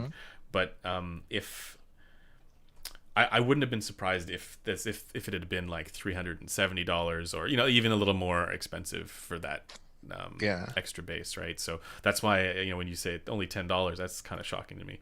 And also I've been a bit stung with the experience that I had with the Dawn. Okay. Because that was $1,400, a price that not many people are willing to experiment on. Let's put it like that. But whereas with $300, people are willing to give me a shot. Yeah, and that's the most important takeaway behind all of this. Yeah, and I really think that people should give Crin's tuning a shot, because regardless of what opinions are about what's neutral and what good sound is, like if you have an opportunity, to try it, definitely do so. But as you're saying, $320, $330, whatever it is, that's not that crazy. Especially in the rest of the context of all these flagship IEMs out there. But I wanted to also say, and I mentioned this when I was talking with Android last week. The nice thing that the real benefit that I see with your collaboration with both Fearless and Moondrop now, is that manufacturers are actively, at least in these cases, seeking out the input from the reviewers. They're actively seeking out input from people who have the experience, the wide breadth of experience that they might not have. And it does seem like the evaluation side of things, like what reviewers are doing, at least some of the reviewers are doing, like yourself, it seems like there's almost like a better understanding of how things should sound, because you have, again, especially in the IEM case, there are tunings that are all over the place, it seems like, and so my conclusion is that when manufacturers are coming to you and saying, hey, let's tune something together, that's a huge win for everybody involved, because we don't, like, I just wish that would happen more. Do you think this is something that would see a little bit more purchase in, let's say, maybe for over-ear headphones as well? I mean, if any over-ear manufacturer wants to come to me, I am all ears. Yeah, especially Odyssey. Oh, like, that's what I said as well. Sankar, come on. Let's have a conversation. Sankar, if you're watching, I can do some great stuff to some of your headphones. I have ideas. Yeah, ear speakers. I've always been talking about the ear speakers for planars. Yeah, but actually, Odyssey has done ear speakers for Valve at some point. Yeah. So let me continue on that project. I'll be happy to. See, we were even talking about, and Tyler as well. We were talking about, like, if we could collaborate with any headphone manufacturer, who would you collaborate to do one thing or another, right? To fix the tuning, to fix the whatever it might be. And my answer for over-ear headphones was Odyssey. Well, it was Odyssey or Final Audio, but I think it'd be fantastic to do something like ZMF. that. Well, I don't mind talking to Mr. Mirbach for a while. Yeah, that would be. I mean, but that's the thing. Fixing ZMF though. It's perfect. No, there is. You got to make more purple stuff. Well, you already did make purple. Yeah, more purple cables. But yeah, so like, if there's you said Odyssey for over-ear headphones, but if there's another, like, if you could say, okay, a headphone brand and an IEM, a headphone manufacturer, IEM manufacturer, who would it be that you'd want to work with? Like, other than the ones you already have. I mean, for a while, Moondrop was the big goal. Yeah. And some would even consider, like, Moondrop is never going to work with you. And for a while, I actually did believe that, but now it's not. I managed to hit it, and yeah. But any other manufacturer, I'll say that maybe Shure, for the sole reason because they have the actual eStat driver, and I want to see how far I can push that. But other than that, I don't think anyone else is doing things as differently as I want, because I have a lot of very weird and wacky ideas. If you could, like some of the ideas, if I told them to you right now, you'd be like, no, that's not gonna happen. Is this like I can see it happening? Okay, like the HEC 1K? Is that like no? The HEK ear speaker is actually tame because it's a real product, right? Or not real product. It's a real thing now. Yeah. I do have one idea, which is a helmet, like a helmet. Yeah. So. Well, I mean, working with Odyssey would be perfect. So it's like I was like gonna say fishbowl. I was gonna say like fishbowl, but at the same time, let's use a fishbowl as the base. Space helmet. Yeah, and that would be like the ultimate imaging experiment. It's got to be portable though, so you can walk out in public with it. Yeah, that's why I said fishbowl. Yeah. It's like work with what's that the MySphere. But instead of having it like completely open, like a MySphere or a RAW, I hope the enclosed area of this helmet would help bass response. Is those kind of crazy ideas that I want to see happen. Yeah. See, I would. Somebody said in the chat, Odyssey X Crinacle. Ear sign. That would be amazing. Yeah. There was a project in Seattle. I'm actually going to this bubble, and it was a 3D thing. But the big cool thing about it was at the Seattle Music Experience. Anyways, it was this big dome, and you went into it, and they had this really cool projector, and multiple projectors, and they projected inside the dome, and it made it look like you were. It was like being in VR without being in VR. If that makes sense. Like you're just standing there, you have a group of people and everything. But the big thing, and it reminded me of what you just said, Crin, is that they had literally an array of speakers that went completely encompassed the entire dome. Even in where you stood, it had subwoofers, so like it would shake, and then that was an experience. That's like real diffuse field. Yeah, like it was bananas, man. Like it was like that was the idea. That's about the idea I was going for. Yeah. Yeah. So as you said, like that sounds like yeah. But yeah, cool. Was that like an art installation, or like where is that? It was at the Seattle Seattle electronic or some exhibit. Museum. Yeah, it's the one that Paul Allen created. And it's the big music museum there. So a bulbous metal thing. And then it was one of their projects, but the thing was so costly to maintain and implement that they ended up selling it to a like one of the studios or some kind of theme park deal, I believe. Yeah. So who knows where it's at now? But cool. That's a good idea. Random. No, my other answer was going to be Empire Ears, but because like if you could take the Empire Ears, all of like let's say their high end lineup, and tune them to the same to the Crin target or the IEF target. I wouldn't go for Empire Ears because, well, first of all, I don't think they're doing anything particularly different, like something new, something that I get what you're saying. Yeah, something totally not done before. And it something as simple as, let's say, like front volume venting, they will need to fix that before I would even consider them. Yeah, because they have insane driver flex at this point. Right. Okay. Yeah. So a few problems, but I wouldn't mind. But it seems like Empire Ears is more focused on trying to follow bandwagons. I'm like, it sounds like I'm dissing them, but it's more like an observation because they came off the Wraith, which is just something like, everyone else is doing EST drivers, and then we came off an EST driver as well, and then obviously there is the Odin, which is a good IEM. Oh, Tyler just had it there. Yeah, but it's a tribrid, and it's a tribrid that came out during a period where everyone else was also doing tribrids, so it doesn't seem like they're doing anything that's innovative. Sure, it's a great IEM, but it is not innovative enough for me to say like, wow, I think they can do something that would revolutionize the industry. Right. That's a fair point.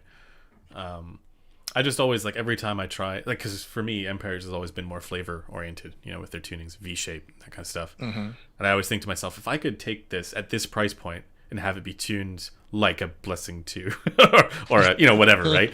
Yeah, I think this would be amazing. But then because it's got some V-shape or spice or whatever, right? It's like also it'll be more expensive.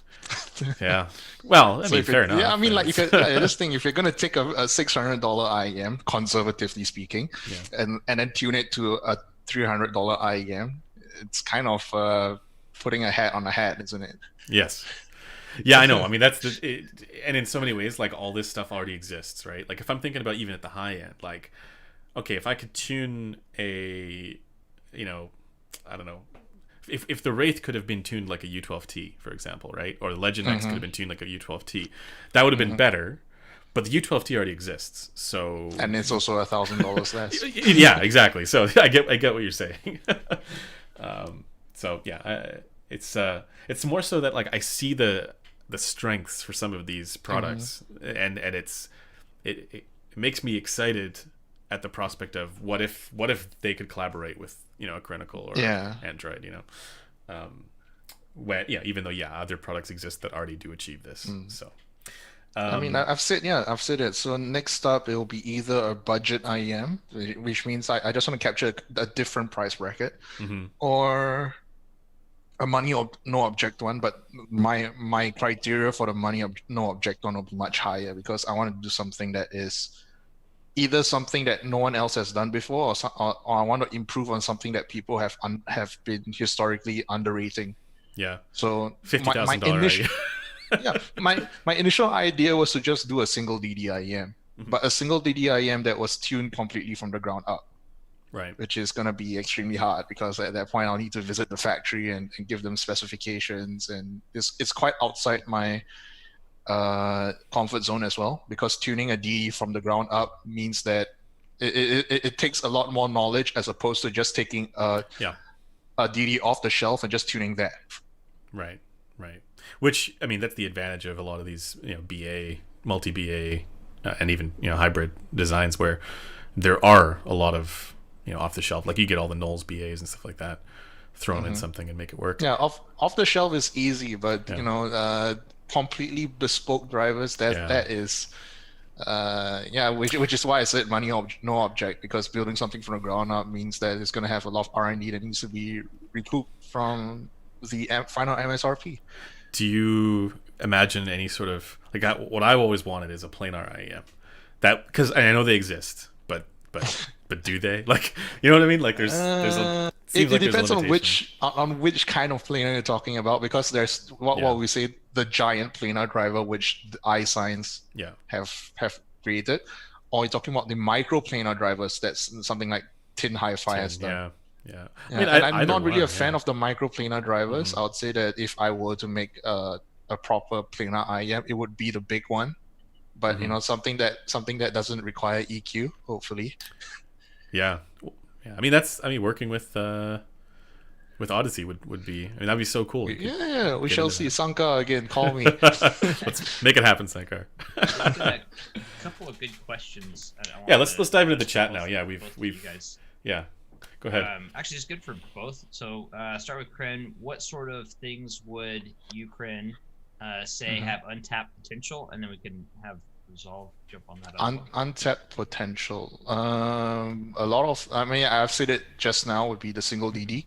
The single DD setup. The only reason why it's so untapped is because a lot of manufacturers tend to use off the shelf DD components, and they are very limited because of that. And of course, they're going to be good off the shelf DDs as well, but it's going to be a pain to find them, because anyone who has done DIY IEMs would know the pain of going through like 100, 200 different DDs from like 100 different factories, all of which have different specifications and all that. It's an absolute pain, and only a few of them would actually hit what you want them to do.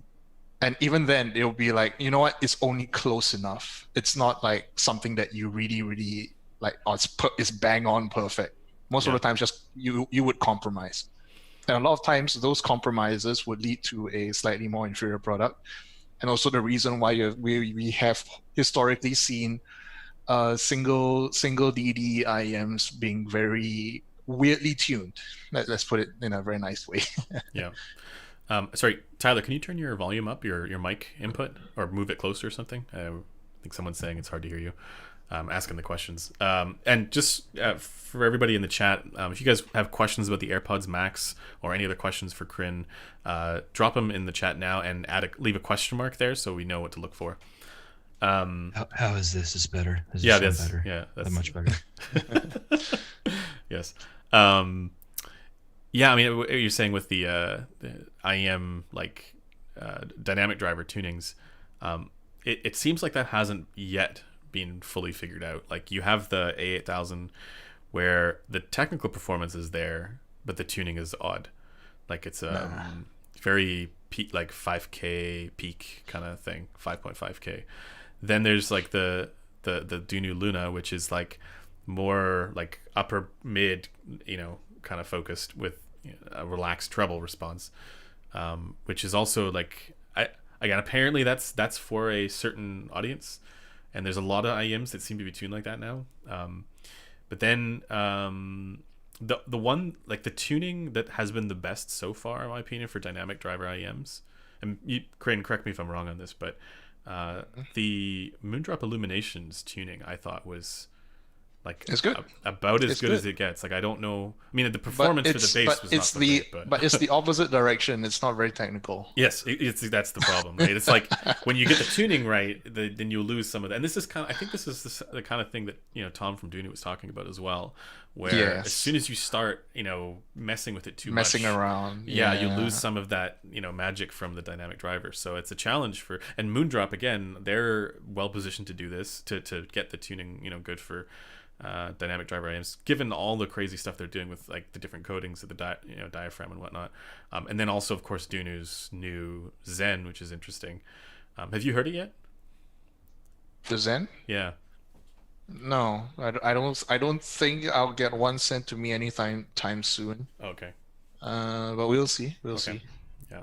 I think. But the Luna is the opposite problem. Very, very technical, but Yeah. the tuning is let's just call it spicy. Apparently, with the a certain, I think it was the SpinFit CP 320, CP 240, I don't know, CP something. It brings the treble back so that the balance is a little bit better there. I mean, I still think that the ear gain is too strong. But I think that's the main criticism, that the Yeah. ear gain is too strong. I mean, obviously there's the bass as well, but the moment you change the upper mid range, then the bass becomes a problem. right. So right. it's a very tight balancing act when it comes to like making sure the tonality is properly balanced. Yeah. Okay, let's see. I'll jump into the questions here. As an audiophile standpoint, or from an audiophile standpoint, which sounds better, the Apple AirPods Max or the HiFiMan Sandara? I think we know the answer to that. Yeah. Oh, I don't even need to answer that, Yeah. dude. That is, yeah. But that's what we were talking about earlier, where there's a lot of people who, because of the price point and because of the Apple name, they're going to assume that this is an audiophile product when really it's not. Yeah. What's a similar yeah. headphone in tonality to the AirPods Max? Like what would Oh, be the like a wired equivalent, headphone that'd be similar in or tonal maybe balance? like what would be? That's actually been asked a couple times. Like what would be the Yeah. audiophile equivalent to the LCD2, and then you bump up the sub bass. This by is like the 15 audio decibels. beats. Beats? Yeah. This is why the audio beats, and I feel bad because I said that, and yeah, it's the comparison of the Mobius is not appropriate, but the comparison to Yes, the LCD2 is. Yes. Yeah. I'm inclined to agree. I mean, I think there are other headphones out that have this kind of. I think people would also misunderstand. I would say this as well. The LCD2 is, in my opinion, the best tuned Odyssey. So when I say it's a LCD2, it's actually a bit of a praise. Yeah.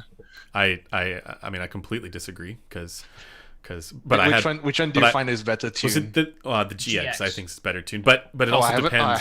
I haven't heard the GX yet, so I Tyler, respectfully defer to you on that. No, but it's only because like I can't really say definitively, one way or the other, which like how good the LCD2's tuning is, and same with the LCD-X because of all the different revisions, and the U variation, whatever else. So I don't know what it would be like and I mean, it's a problem, but like I get it. Like they're doing what they can, right? Like especially during a time of one of the LCD-X's I found had very good tonality, but then again I also heard another LCD-X which had the worst tonality out of all the Odysseys I've heard. Yeah.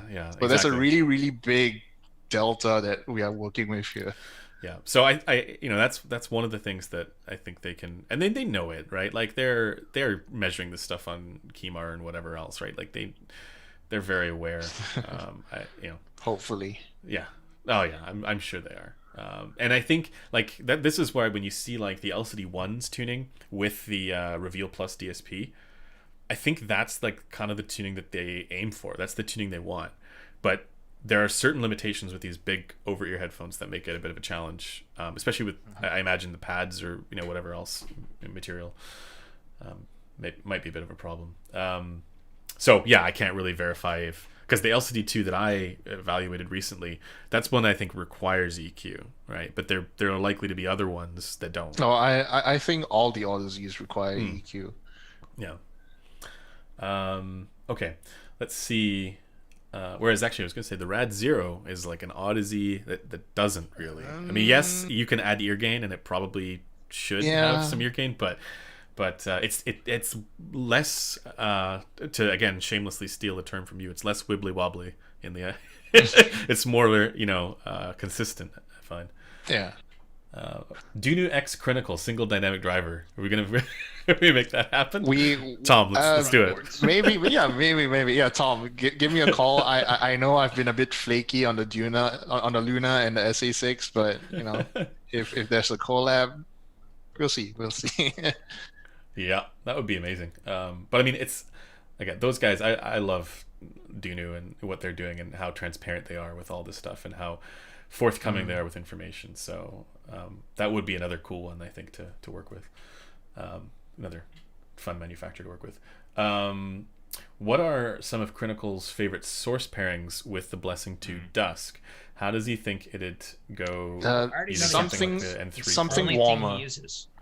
With the Dusk? Yeah, but with the Dusk. Oh, for the upper mids. More for the slightly thinner mids. I would prefer something that's a little more warm and one would call it mushy. And what's a term that people always like to use for sauces? Syrupy. Oh God. Even though they don't, even though all sources sound the same and they don't change the frequency response. Yeah, apparently so. Yeah, but if you really want to know like what sauces I want paired, I won't give you specific sauces, but I'll just say that I prefer something that's a little more warm and a little more quote unquote slow. Yeah. With the Dusk. Okay. What are your thoughts, Crin, on the new IDST stuff? The signature as well as the the Zen? No, not Zen. Neo. Mostly the signature, yeah. The Neo. Yeah. Neo. Yeah. The signature looks like a nice update to the Micro Black Label, so it's and the Neo. The upgrade to the Crinacle starter kit. It's a Crinacle starter kit, as you call it. I will contact iFi at some point and I'll ask them if I can get a replacement for my Micro Black Label. I love this. If they reject me, then I'll be a Micro Black Label boy forever. Well, but all of my complaints about the original Micro Black Label have been, I don't know, but I need to evaluate it more. But like all of the issues that I was having with it, I have it over there, but like the knobs have kind of like shifted position a little bit, and it was a little bit rickety, and they fixed all of that with this. Like it feels so much more like well made, to be honest. And then they got rid of the little button knobs on the bottom, and because that also kept falling off and it was annoying to use. And then USB-C instead of USB-A. USB-C. So like they've just updated this in all of the most intelligent ways, in my opinion. This is what I'm excited about USB-C. I finally have an Xbox controller that has USB-C. Yeah, but then you have an Xbox. Yeah, I was gonna say then you have an Xbox, and then you have time to play video games. And then you have to have Xbox controller best DAC app combo. Actually, no. No. This is like the Apple dongle replacement. Yeah. Okay, let's see. There's probably gonna be some more questions here. Just stop doing that. Just triggering you. Okay, Crinacle. What are your thoughts on K-Bear Believe? I don't know what that is. Oh, that's the new BE, apparently beryllium IEM from K-Bear. I say KB Ear because they're clearly an audio company, so therefore no, K-Bear's more fun. I think you're right. I have not heard it. I don't think KB Ear has contacted me for quite a while. Yeah. So if they ever send me a unit, I'll review it. If they don't contact me, I honestly can't muster the energy to try and find one. So yeah, but it's funny because like these, like the single dynamic driver IEMs, like the flagships like the Luna and the A8000, like beryllium seems to be the way they're going, which makes a certain amount of sense.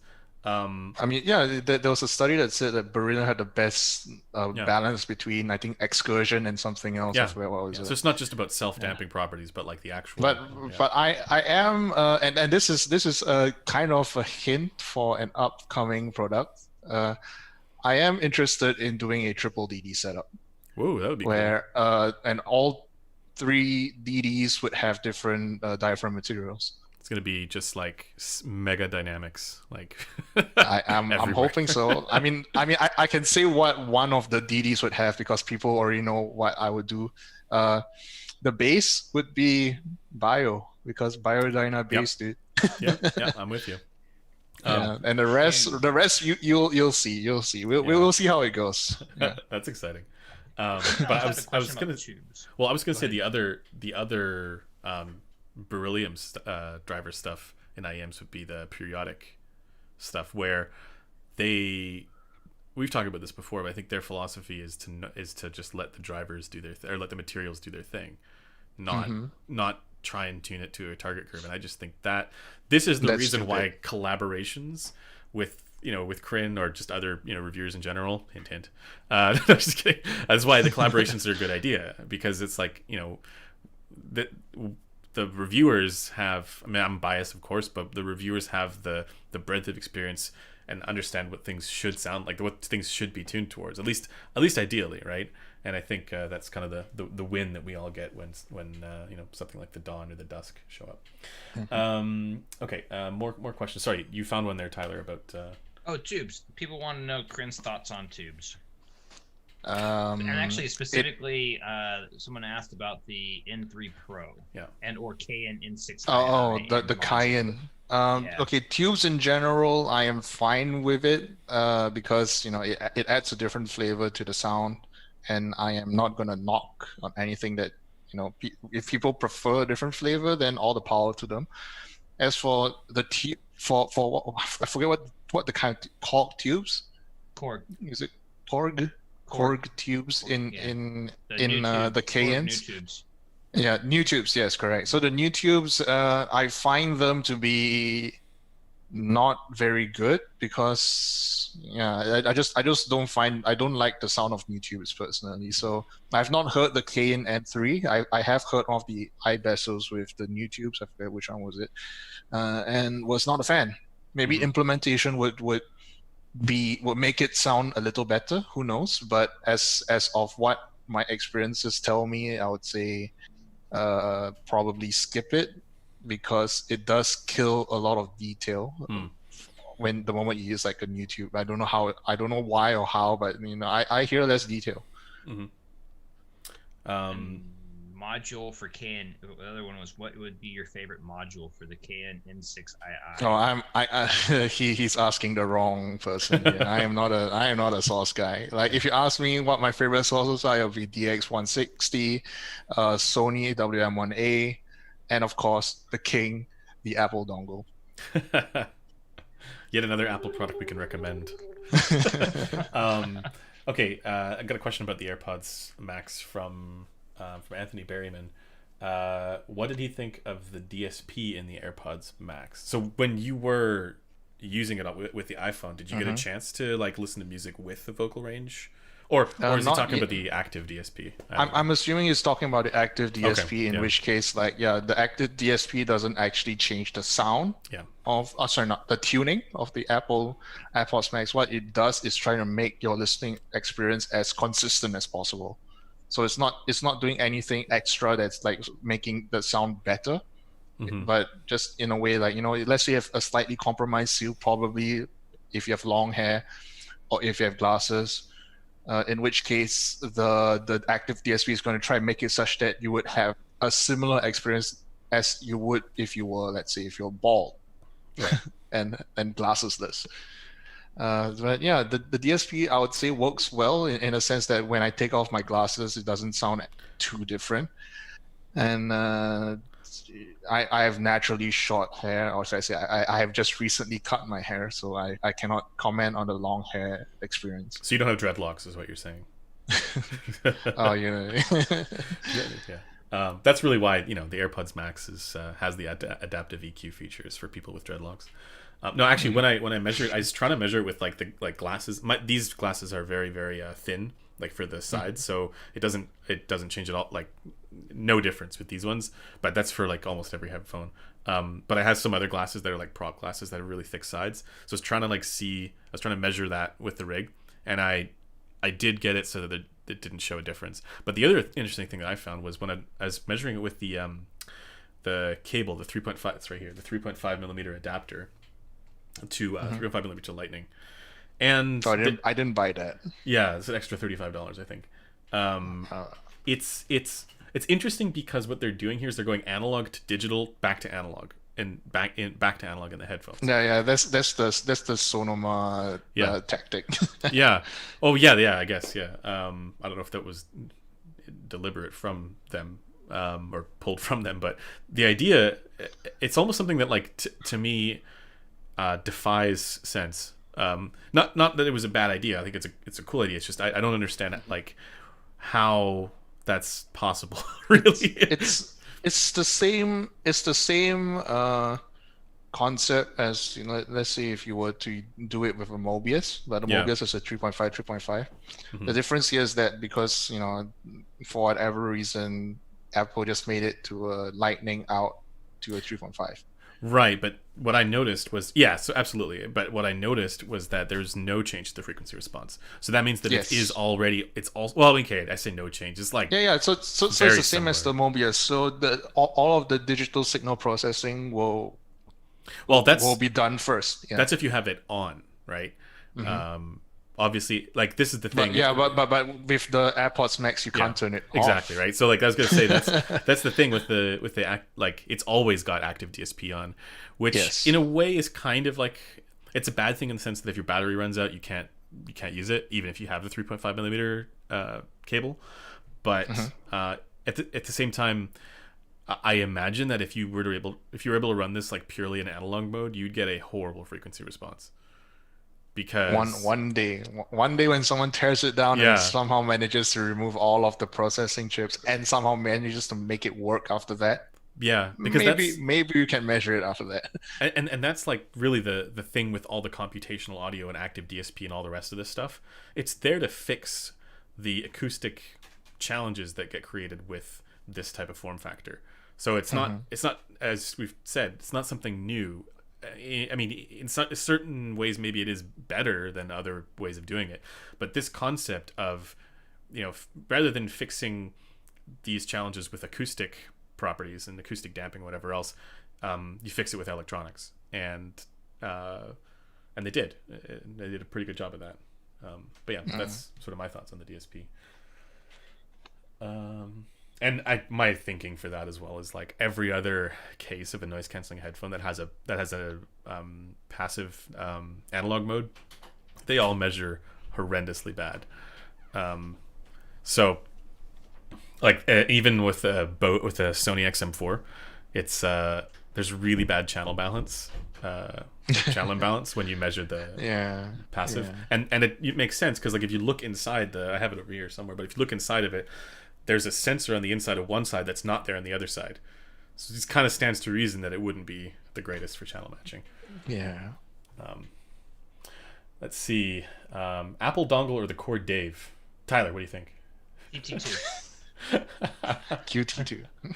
QT2. Resolve is Windows. Corinne, I think, is Windows as well. Yeah, but I've been using the Mac and the iPhone for testing the AirPods Max. And you were using an iPhone 7 Pro? 7 Plus. 7 Plus, okay. Yeah. Back when it's just the Plus and no Pro. Right. And now there's Pro Max and then there's a Mini, and then there's like the normal, and then there's a Mini. It's pretty awesome, actually. Yeah. Can Crin Waifu fit triple DD? If triple DD, this is what it ends up being. If the triple DD is Moondrop, I would have no choice but to do a waifu. But, exactly. The waifu is only because it's Moondrop. The waifu is not a thing it's not my brand. Yeah. Okay, let's see. I see the two members solid state comment. I see Metal 571 has joined the chat. Hi, Metal. He's got to try these. He's got to try these and tell everybody how grainy the mids are. You wanted to try what, sir? Oh no, go ahead. I was saying that Metal wants to try the Dusk, and my answer is like, there's a North American tour. Now it's going to max settings, but next would be DMS, and then we'll see where it goes from there. Yeah, did it go to Super already? I think it went. Yeah. He gets his own unit. Okay. Yeah. He's got a bigger channel than we do. No, I mean you guys get your own unit as well. Yeah. Well, I'll send it to precog and everything as well. We'll cover all the bases. How about the IE800S by Sennheiser? Right, that one. It's a decent IEM, decent for 300, 200, 300 USD, but for the original MSRP, not a rat's hell and shot. No way. Okay. Someone was saying that the tuning wasn't all that different from the AirPods Max compared to that, but I haven't seen Compared to what? IE 800. You can't really compare frequency response graphs of IEMs and headphones together, and even then, I don't think they're the same. Yeah. Maybe I'm misrepresenting the person's comment. Let's see. Any more? Apple makes a $10 product. Yeah. The how much are the replacement tips for the AirPods Pro? Oh, that one I'm not sure. I could see them charging $30 for it. I could see that. It is proprietary, so they may. Yeah. But I know even Asla with their Zelestex, they have AirPods Pro specific tips for them. Well, that's good at least. So actually, that was another thing that we hadn't talked about is how silly the case is for the AirPods Max, which I think I lost mine. Oh yeah. Realistically, you just threw it away because it was that dumb. No, I just lost the entire box. But it's no harm, no foul because the case is apparently useless, or useless in the fact that the off button doesn't actually do too much because the low power saving mode or something like that is actually pretty efficient. I didn't. No, as in there is no off button. Oh, there's no off button. Yeah. It turns off after 5 minutes and then it goes into ultra low power saving mode. Yeah. After 72 hours outside of the case. Yeah. But inside the case, it goes into ultra low power saving mode after 14 hours or something like that. Yeah. So it's faster in the case, right? Yeah. Yeah, but all of them will go into basically there's two different power saving modes. So the moment you put it into the case, it activates the first power saving mode immediately. Mm-hmm. But if you don't have the case and just leave it on the table, you'll go into the first stage of the power saving mode after 5 minutes. Okay. Which is fine. Yeah. Which is honestly fine. Yeah. Second stage of the ultra low power saving mode will activate after 14 hours in the case and after 3 hours outside the case. Yeah. Oh, is it? Audio is glitching here a little bit. Yeah, got a little weird for a second. Yeah. But I was just gonna say with the case, I imagine there might be eventually some aftermarket stuff for that would improve on this. No, I'm sure there will because it's basically just a case with magnets in it. Yeah, they can figure that out. Magnets, how do they work? I don't know. Well, because it's not even really a case. It's just a turn-off device, right? It's for the purse. It's not even a purse. Yeah. It's a I don't even know what it is. Yeah. It's a covering. Yeah. A covering, that's a good way of putting it. It's a skin. It's a yeah, okay. I don't want to keep describing it. Let's see. Okay. Any other questions, guys, for Crin, Tyler, or myself? If we missed your question, ask it again. The big one was for the Blessing 2 or the Dusk, what would be your preferred tips to kind of good question. Deal with that? I guess. For me or for both. Crin, go ahead. I use the Zelestex tips personally, but that's more for practicality purposes because Zelestex are very tacky and it grips onto your canals much more easily. Yeah. But in terms of sound-wise, I would say go for something that would be wide bore. Like try not to use final E tips on these. They kind of chunk the treble a little bit. Yeah, just go something for wide bore. That's I don't have any specific tips other than that. Yeah. And then ask me anything, Crin, when? Soon. Trademark. Is that Blizzard soon? Can an Apple dongle and K371 be endgame? Well, Well, Yes. yeah. Why not? And end game is a mentality. It's a not relative a price concept. point. Yeah. No, Like, I Endgame is know- only $4,000 and up. There's no. I mean, I know some people who just have like their Apple Earpods and then that's Yeah. their end game. You know, end game is a mentality. You either get out of the rabbit hole fast enough or find yourself falling deeper and deeper. AirPods Max versus AirPods Pro, which is better? AirPods Pro. I'm with you there. First of Okay. all, it's cheaper, and second of all, you don't lose that much going, $300 down. Yeah, well, and I don't know, like it's also more convenient to use. Like walking Like around that outside too with as that well. is Yeah, just easier. and it doesn't feel like, gigantic piece of metal on your head. Yeah, yeah, Yeah. AirPods Um, Pro's convenient. I like it. yeah.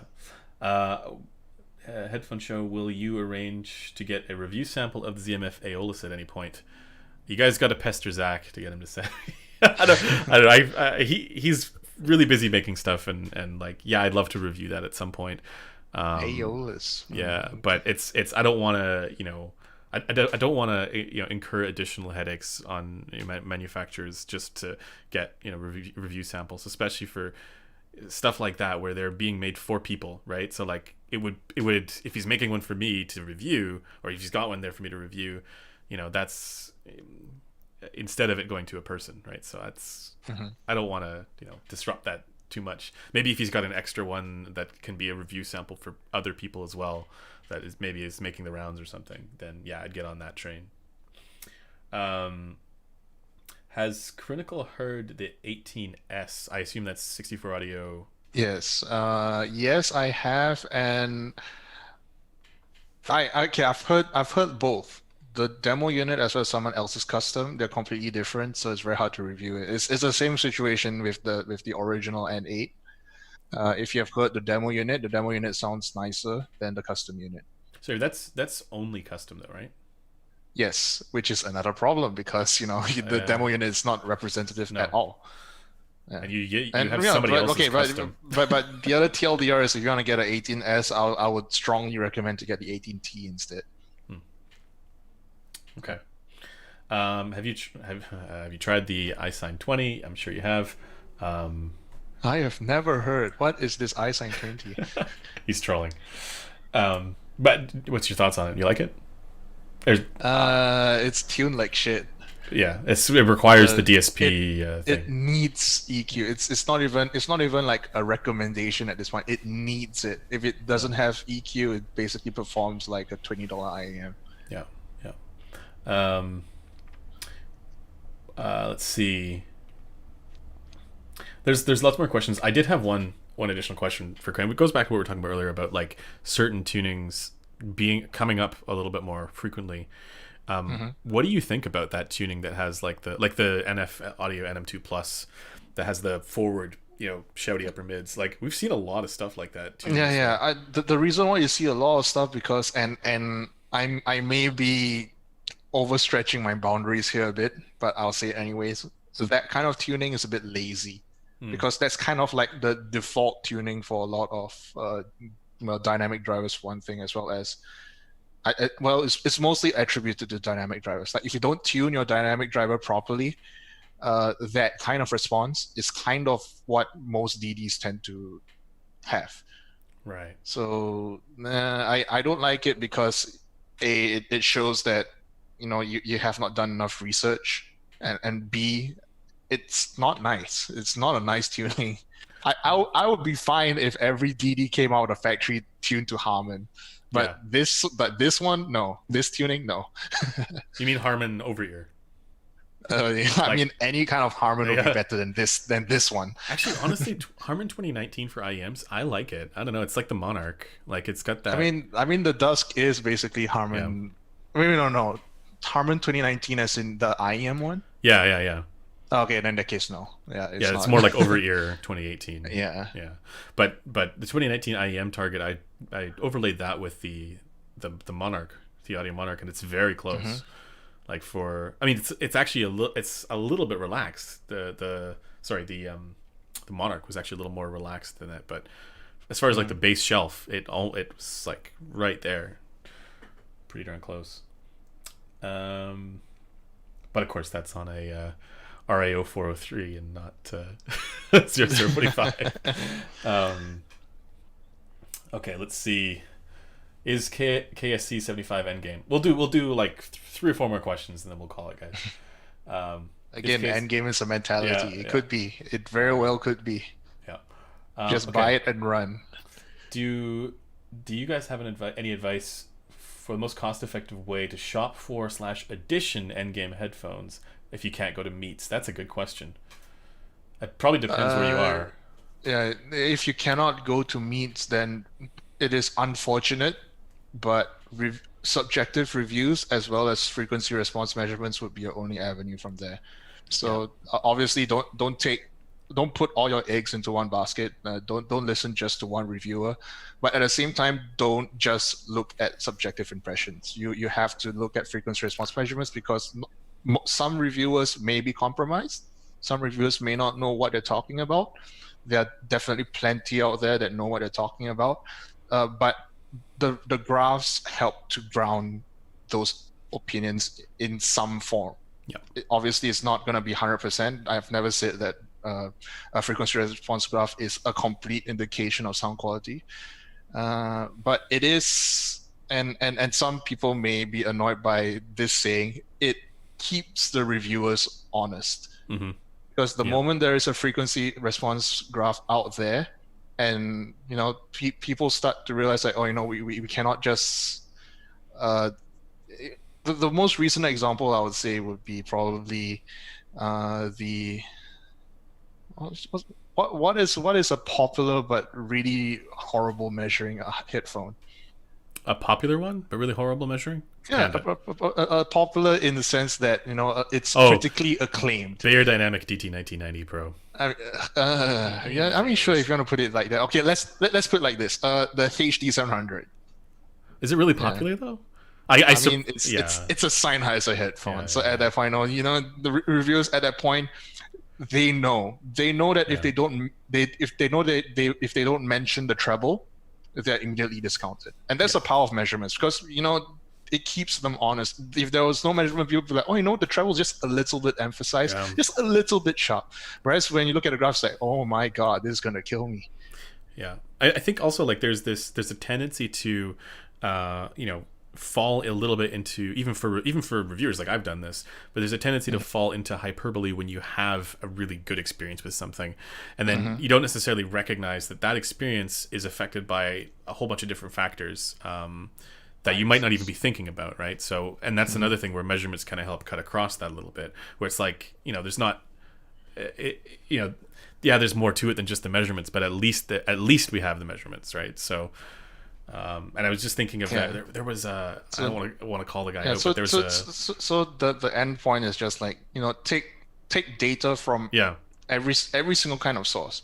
So you may not like measurements, or you may not even know how to interpret them, but if you really want to make sure that your final purchase is as good as it gets out of your own research, you have to know how to do these things. That's just how you're going to avoid getting buyer's remorse. Yeah.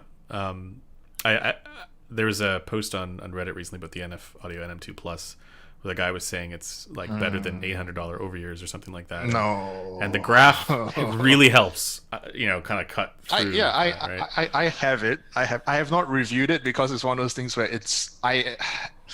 there are a lot of things that I don't review because most IEMs, or should I say even headphones out there, they are just not bad, but also not good. So there's almost nothing I can talk about them. I don't know if you can see this, but... oh, the high measurements. This is the $5,500 one. I already did the post up on a forum, so everybody sort of already knows. I want to listen to them, but I'm not sure if Mr. Fang Pian would be happy with me listening to them. Yeah. I mean, that's everything about that's just an odd choice, but that's a subject for another time. Okay, 2 more questions. We'll do 2 more. Was it a good idea to return my pandas and buy the Blessing 2 Dusk? Yes, I know, different category. Well, I think yes, it was a good idea. Okay, ignoring the comparison to the Dusk, because I'm clearly biased here. Returning the Panda, I'll say it's a good decision. Because again, I don't like the Panda. It's so blunted. It's so there's no detail in that whatsoever. Yeah, like I know DMS was comparing the Panda with the Mobius, saying that the Panda was better for music. Not even close. Not even close. Like the Mobius is surprisingly detailed. Like, I mean, yeah, it's there's some quirks there too, and it all depends on the the tuning that you or the preset that you use, but the details there. The driver's capable. Let's see. Is a Blessing 2 a good upgrade from the ER2XR? That is going to be a permanent question within that price range. I would say timbre-wise, no. Yeah. But everything else, yes. But if you're someone who's really sensitive to like the whole BA timbre and a little bit of that plasticky texture to the notes, then you would probably do better to stick with the ER2XR. Yeah. Let's see. Okay, last one. Last question here. Come on, guys. Throw me something. Okay. Okay, maybe not last question, but there's one that I think everybody wants the answer to. It's from Gary Cole. What's up, Gary? What is your favorite 64 audio IEM? Neo. Neo over Neo. U12T. Wow, you were a basehead. The Neo with M15, the MX modules. Okay. Surprisingly close, but that's the thing. I'm a bass boy. I like it with the M15, M20 modules as well. M15's fine. Like it's not that bass elevated. Yeah. But that's the thing. The U12T is one of those IEMs that I'll classify as I respect it, but I wouldn't own one. Right. Okay. Yeah, a lot of IEMs fall in that category for me. So the Neo, I would own one. Yeah. I have one, but that's a review unit, so that doesn't really count. But also, if you give me the choice of like, should I buy one? I'll be like, yes. That's a I would consider very, very hard. Well, you also modded the N8, and so you know how to mod the Neo as well. I mean, yeah, that too. Okay, so but this thing, if there was the Neo and the Z1R, that's like, oh, okay. Yeah, that's a tougher comparison. I'll probably still get the Z1R still. Yeah. Have you ever auditioned getting a side job in audiobooks? Oh man, need a better microphone for that. Okay, here's the last question, and it's a good one. What do you guys think of Amir from Audio Science Review's recent introduction into headphone measurements and headphone? Well, he's now been doing some headphone reviews as well. Okay, deaf. That's the only answer. He's deaf. And like listening at over 94 dB.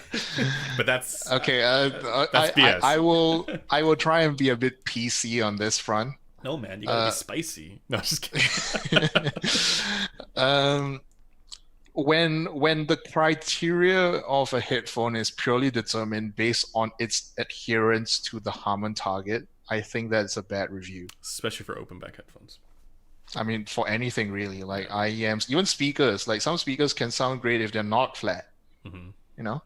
Yeah. So there always needs to be a certain level of subjective impressions that need to go with the measurements, and not just like look at this and the Harman target and look at distortion plots as well. Because in my experience, at least, THD is not a very good indicator of sound quality. Not at all. Like except in extreme cases, and then. I mean, yeah, it is good if your headphone doesn't go like above 5% THD, but there is virtually impossible to tell the difference between like something that's 0.1 versus 0.01, and even more so for 0.01 versus 0.001. Yeah, I know Audio Science Review tends to play in those like the very bottom of the extremities when it comes to these percentage points. Mm-hmm. But but even with source gear, I say like, you know what, if your SINAD is like 60 dB more than 60 dB, it's fine. Anything less, sure, is a problem, but anything more, you're kind of playing with fire there. Yeah. My take on it is that from everything that I've read from Amir, it doesn't seem like he's opposed to giving subjective commentary on stuff. But what I notice is that people will only pick the data analysis points from it. And I think there's a risk as well, even just in the publishing of that stuff, and like anchoring impressions to it, where, you know, we say, okay, we have this measurement here that shows something that looks like it might be meaningful, therefore it is. And I think that's a fallacy, because we've seen in so many other examples where, I mean, THD is one example, right? That's not as meaningful as it looks, right? The other example would be stuff like CSD and whatever else, right? So all the rest of that time domain stuff where it's not telling us Anything? You know, well, it might be telling us something, but it's not telling us necessarily what it looks like it would be telling us. So I think there's a risk that when, not for Aimer specifically, because I really don't think that, like, in his articles both on the amps and DACs and stuff, and also now on headphones, he's given subjective takes, right? He's given his subjective impression, which is, I mean, it makes me still feel like there's either something missing from what we're measuring, or what we're measuring isn't being analyzed in terms of the right things to correlate those experiences with the data. And I don't see efforts from ASR to do that yet. I haven't, like, it doesn't seem like there's anything new as far as, you know, data analysis for frequency response and whatever else. It's the usual suite of measurements that we've seen a million times before. It's just that he's putting a lot more weight behind these measurements, which I don't think is the right call. Yeah, because you can't hear them. There's nothing that. Yeah. I don't know. Frequency response, yes, but distortion. Yeah, which is why my website focuses a lot on FR, because that is arguably the most important metric. People have ragged on me, like, why don't you publish your THD or your impulse response? And then it's always the same answer. Like, you gotta give me a reason to publish them. If not, you know, it's only good if to show that something is broken, or something is not performing correctly, as opposed to showing that something is better than the other thing. Yeah, because it's not a good indication of sound quality, but it is a good indication of a malfunctioning unit. Yeah, and I mean, also, as you've said before, I think it was really well put, that in many cases where the technical performance might be good and the frequency response and tonal balance is not good, the technical performance doesn't make up enough ground, right? It doesn't make up for a bad tuning necessarily, right? So same for the other way around as well. Yeah, but it's like, if there's a tuning that's so bad, if I were to be spicy, just like the Verite. No, I EQ the Verite. We're good. Yeah. He's not talking about the Verite closed, Tyler. You're good. I like the Verite close. I like it. But yeah, like that's the thing with measurements. I mean, this goes back to what we were talking about before about, like, we can't necessarily measure technical performance. I mean, maybe we're measuring, but we're not analyzing technical performance in terms of measurements. And at least we can analyze tonal balance in terms of measurements. So where something is, you know, has quite a bad frequency response, like that Hi-Fi Man planar, Hi-Fi Man R10 planar back there, you know, it doesn't matter how good the technical performance is on it. Without EQ, it'll sound bad no matter what. Like, it doesn't matter if you put it on, you know, the best amplifier, or the best, you know, tube amp, whatever. The frequency response is that bad, and we can measure that, right? And we can draw that conclusion, right? Whereas with the technical performance stuff, there's nothing that I've seen yet that I can draw that inference from. I can't say, you know, here's where this is bad, you know, for detail, for example. So that's sort of like the project that I think one day, if we could figure that out, that would just solve all questions regarding, you know, we can figure that out. We can sell it. We can sell the method to the highest we could, exactly, and then we can retire. That's reviews are over now. But okay. Anyways, that's gonna do it for this live stream. We've been going for over 2 hours. Big thanks to Crin for joining us here, and thanks to Tyler as well, of course. And everybody, if you guys haven't read it yet, I've left a link in the description for Crin's review. It's an audiophile perspective on the AirPods Max. Yeah, give me page views. Give me some money. Definitely. I mean, yeah, and I was gonna say thank you for your SEO. It's even for this live stream right now. So definitely winning on the SEO front. We will be doing. I'll be posting my own review of this, the AirPods Max. The written review I'll probably post today, and the video will be posted tomorrow. Hopefully, if everything goes smoothly. Sometimes YouTube is like just not working at all. So for processing. So we'll see. But yeah, thanks to everybody for tuning in, and we will see you guys in the next live stream that we do. See ya, boys. Have a good Cheers. I'm just gonna let this stream run out here. But yeah, thanks to everybody for tuning in, and we will see you guys in the next live stream. I'm reading Amir's response to Android. Is he in the thing? Amir. See ya, boys. No, on Amir.